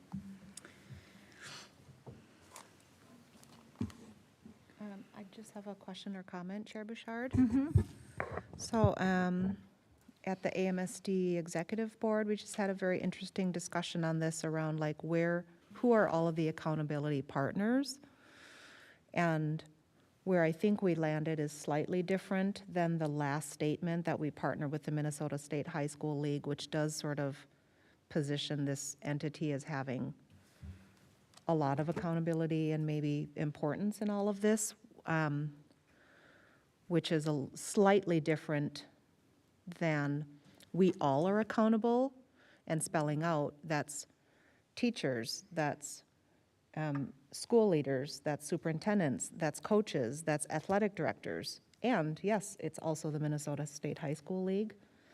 Like we need them to have high expectations and be firm. And there are a lot of players that have, or there are, no pun intended, there are a lot of individuals who are having direct contact and engagement with our scholar athletes all the time, and all of those adults are just as accountable.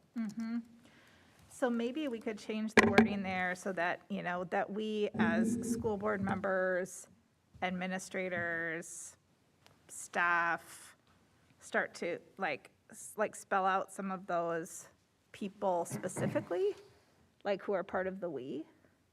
I think so. Does that capture it more accurately?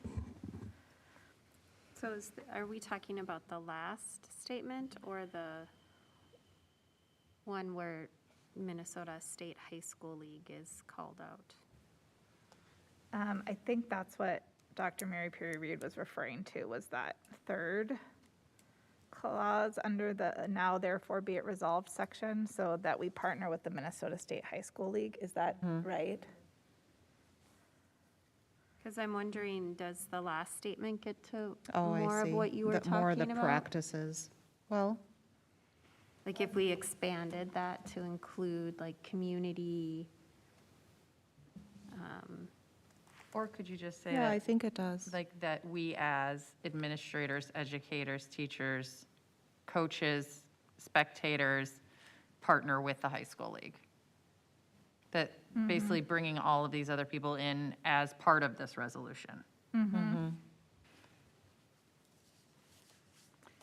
Yeah, so I mean, the "we" in this particular resolution is the school board because we're the ones who are passing it, right? And that's why I tried to capture kind of like more of that broader context that you're talking about in this last In the last clause. yeah. Yeah, like we're urging others, right? That we can't pass a resolution on behalf of coaches across the state, right? Because we're the Hopkins School Board, but we can urge leaders across the state to do all these things in the last clause.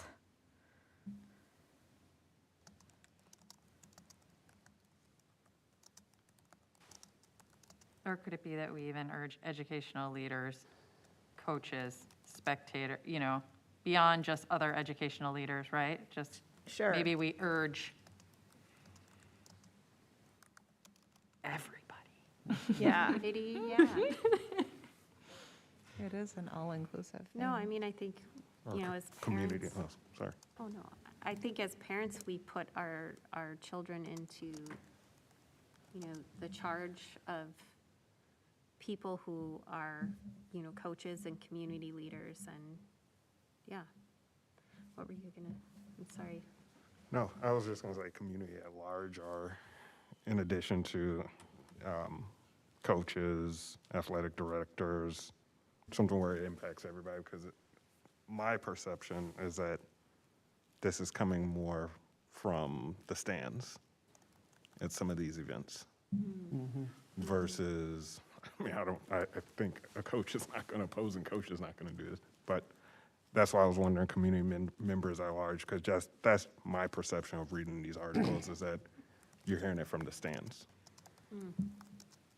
So maybe we urge communities across the state to enact and clearly communicate policies and practices. Makes sense to me. Does it? Okay. Like just expanding the scope of who is responsible and who has agency, right? Elise, could you make that change to that last clause under the "be it resolved"? So yeah, that we urge communities. Thank you.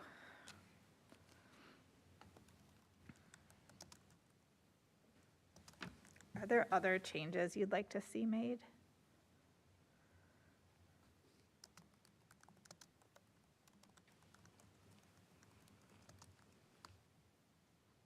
Are you ready for me to read it into the record and then I'll ask for a motion? Okay. You gonna read it again? I didn't read the whole thing, did I? I don't think you've read it yet. I don't think I read it. Uh-huh. Okay.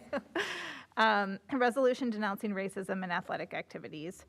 Whereas the Hopkins School Board values our scholars and athletes who are Black, Indigenous, and people of color, and whereas blatant racism, cultural disrespect, and microaggressions at athletic events in Minnesota are not new, and whereas these actions are directly counter to the values of the Hopkins School District, and whereas as school board directors, we are deeply disturbed by the persistent and pervasive racism against community members who are Black, Indigenous, and people of color during athletic events and activities.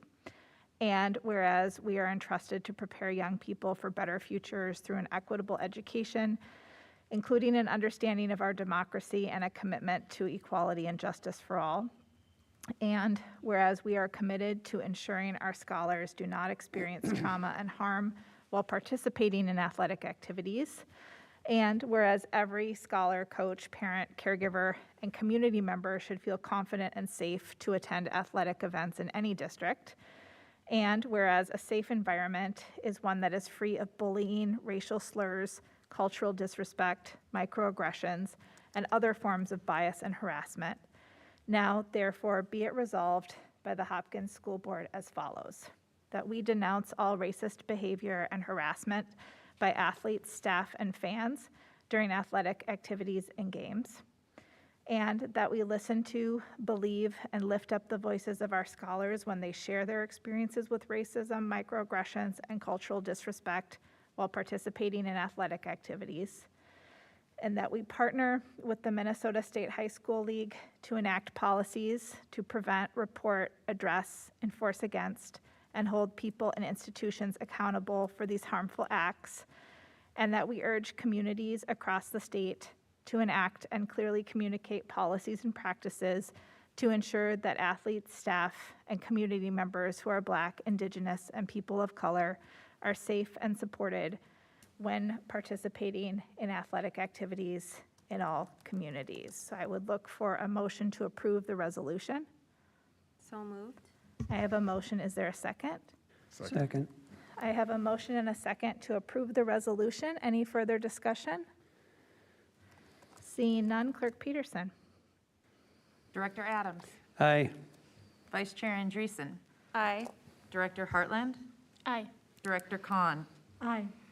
Director Peterson. Aye. Director Ross. Aye. Chair Bouchard. Aye. Thank you, Clerk Peterson. We have 7 ayes, 0 nays. Motion carries.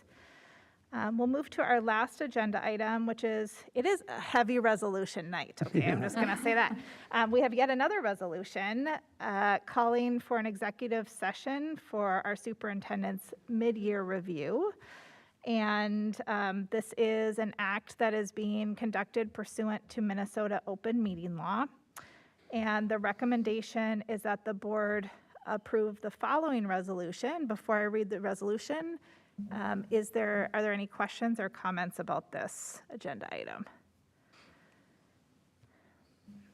It is hereby resolved that the School Board of Independent School District 270, Hopkins, Minnesota, meet in executive session to conduct the superintendent's mid-year review for the 21-22 school year, that the meeting be held in person and commence immediately following the adjournment of this regular meeting. Further, that it be noted that all board members, superintendent, and clerk were duly notified of intention to call this executive session. I would look for a motion to approve this resolution. So moved. I have a motion. Is there a second? Second. I have a motion and a second to approve the resolution. Any discussion? Seeing none, Clerk Peterson. Roll call vote again, huh? Yeah, all resolutions are. Sorry about that. Director Adams. Aye. Vice Chair Andreessen. Aye. Director Hartland. Aye. Director Kahn. Aye. Director Peterson. Aye. Director Ross. Aye. Chair Bouchard. Aye. Thank you, Clerk Peterson. We have 7 ayes, 0 nays. Motion carries. Next, we'll move into our board member reports. Who would like to go first? I can go. Great. Unless, don't you have something, Director Adams? Oh, yeah, but I defer to the vice chair. Lovely. Oh, thank you. Well, first, I feel very lucky that I was able to attend the Caring Youth Awards on Thursday, February 24th at the Minnetonka Community Center. Hopkins was very well represented. We had students from the school board, our wonderful senior school board reps who received that award, a student from our Equity and Inclusion Advisory, students from Hopkins students from the city of Hopkins and the Hopkins Police, and also ICA Food Shelf. So very, very proud to be a Hopkins school board member and parent at that event. Yeah, I also was at the Hopkins Education Foundation Royal Bash, which was a fun event. And as a representative to District 287's board, I wanted to give everyone an update on what's been happening there, specifically around the shooting that happened approximately 3 weeks ago. District 287's focus continues to be to center safety, student and staff well-being, and racial equity. The district is in partnership with the Minnesota School Safety Center It is a branch of Homeland Security and the Emergency Management under the Minnesota Department of Public Safety that is assessing the district's safety practices and will result in best practices. It's the Minnesota, School Safety Center. They shortened it for me, which makes no sense, but has conducted an assessment on February 11th and returned again to talk with South Education Center staff. The district is committed to implementing best practices to every extent possible and will use our racial equity impact analysis tool to vet each practice. Safety partners and a diverse group of staff have formed an ongoing district-wide safety response team, and the team will work collaboratively to identify short and long-term solutions to addressing safety in all of District 287 schools. As that work continues, many of the immediate safety practices implemented at South Education Center after the incident will remain in place for the foreseeable future. Thank you very much. Who would like to go next? I'll do the honors. Fabulous. Like Director Andreessen, I attended the gala, or I guess it's not called the gala anymore, it's the bash on Saturday. And it's always very reassuring and reaffirming to find how much support we have among our community for our school district. And as Superintendent Mary Perry Reed remarked, the presentation by Adam Haybison and his dad was very, very moving. It resulted in a substantial number of people donating to the mental health needs of our students in the district. So it was a wonderful event, always is. And it was fun to be there in person again for a change. Similarly, I attended the Empty Bowls event on February 21st. It was held at the LTD Brewing in downtown Hopkins, and a fundraiser for the ICA Food Shelf and for Resource West. And it was bittersweet. It was the 24th and final Empty Bowls event. It was started by Barb Westmoreland 24 years ago, and has supported those two organizations for all that time. And I was lucky enough to be the honorary chair one year. I don't know, about 5-6 years ago, something like that. But it's a very, very heartwarming event also. And of course, LAC continues to meet. We had a long discussion on the 18th because we're trying to figure out what redistricting is going to mean for our school district. And I have yet to find out, unfortunately. Because I've asked for a map that shows an overlay of the school district over the new districts, the new Senate districts and legislative districts, and have not found one yet. So I went to the state website on redistricting, and they don't have such a map. So I hope I don't have to create it myself.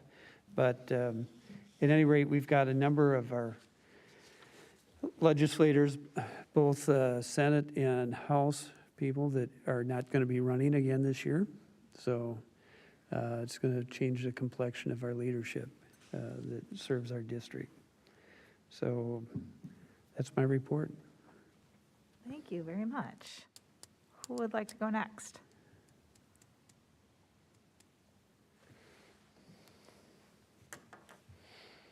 So I have a few things to share. This past week, that would be last week, I guess it's already Tuesday of the following week. Last week, I joined the Minnesota Organizing Committee of an organization called Local Progress. Local Progress is a national organization that's committed to advancing a racial and economic justice agenda, and it's made up of local electeds at all levels of government. And they focus on collaborative advocacy, model policies, and professional development opportunities. The Minnesota chapter is really looking at building out their school board member program, and so they brought me on board as part of their organizing committee to help with that work. And so far, it's been a really energizing organization to be a part of. I participated in their governance academy professional development day in November, and a lot of the conversations that came out of that day just kind of opened up for me the possibilities of collaborative advocacy. So I think right now how we approach public school advocacy is it's like school boards coming together to advocate for a specific thing. And what I see as a possibility with local progress is school board members working really closely with city electeds and county electeds and state electeds to find these points of collaboration. I think we've been in a position of gridlock for a really long time with certain educational issues, and so I hope that this model can open up a pathway forward so we can start to move on some of these things. So I'll keep you updated on that. The next kind of update bucket, I guess, is around holistic community safety work. So Hennepin County Commissioners Fernando Lundy and Latondras put forward a joint nomination for me to be appointed to HEALS 2.0, which is a Hennepin County task force that aims to address juvenile violent crime, including the recent increase in carjackings. So this morning I accepted a phone call and an invitation from Hennepin County Attorney Mike Freeman to join this group, and I'm looking forward to bringing forward, the priorities of equity-driven school board members and public school communities to that table. Really making sure that the conversation includes restorative approaches, mental health support, and wraparound services. So really looking at what is the role of public education, and then what is the role of the county in partnering with public school districts to make sure that our youth are really well served. So their next meeting, which will be my first meeting, is on the 14th. So that's right before our next school board meeting. So I'll be able to give you an update that evening. Last week, Dr. Mary Perry Reed and I met with representatives from the City of Hopkins, Hennepin County, the Met Council, and ICA Food Shelf to talk about a collaborative framework and approaches to community safety locally here in Hopkins. And so that group is planning on having monthly meetings, and we advocated for bringing students into that work and broadening the conversation to bring more community members in to help inform, what a collaborative approach that's different from what we've done in the past could look like as we continue to move through COVID. I also met with representatives from a program called Be Smart, which is focused on gun safety, especially focusing on families who have guns in their homes, looking at gun locks and safety procedures and that type of thing. They work with other metro area school districts, including Wayzata and Robbinsdale, and they're interested in partnering with us here in Hopkins Schools. So I will be connecting with them more about that. And then finally, today I testified in front of the House Public Safety Committee of the Minnesota Legislature in support of House File 2749, which is a bill to protect the legal rights of youth during police interrogations and regarding the admissibility in court of statements made by youth before they've had the opportunity to consult with legal representation. So one of the things that came out of the conversation in the committee hearing today was the statistic that I find staggering, that 90% of youth unknowingly waive their Miranda rights when they are being interrogated. And so this particular law would help mitigate against that and provide continuity for school districts, social services organizations, and police departments when it comes to protecting the legal rights of youth across the state. The outcome of the committee hearing today is that the bill was laid over for possible inclusion, which means stay tuned. So I will update if there is any action that comes out of that. So that's what I have. Any other board member reports? Okay, with that, I would look for a motion to adjourn. To executive session? So we already passed the resolution calling for an executive session, so we're going to adjourn the meeting. So moved. Thank you. I have a motion. Is there a second? Second. I have a motion and a second to adjourn. Any discussion? Seeing none, all in favor, please say aye. Aye. All opposed, nay. Motion carries. And let's plan to meet back here in 5 minutes, so at 8:45 to begin the executive session. Thank you.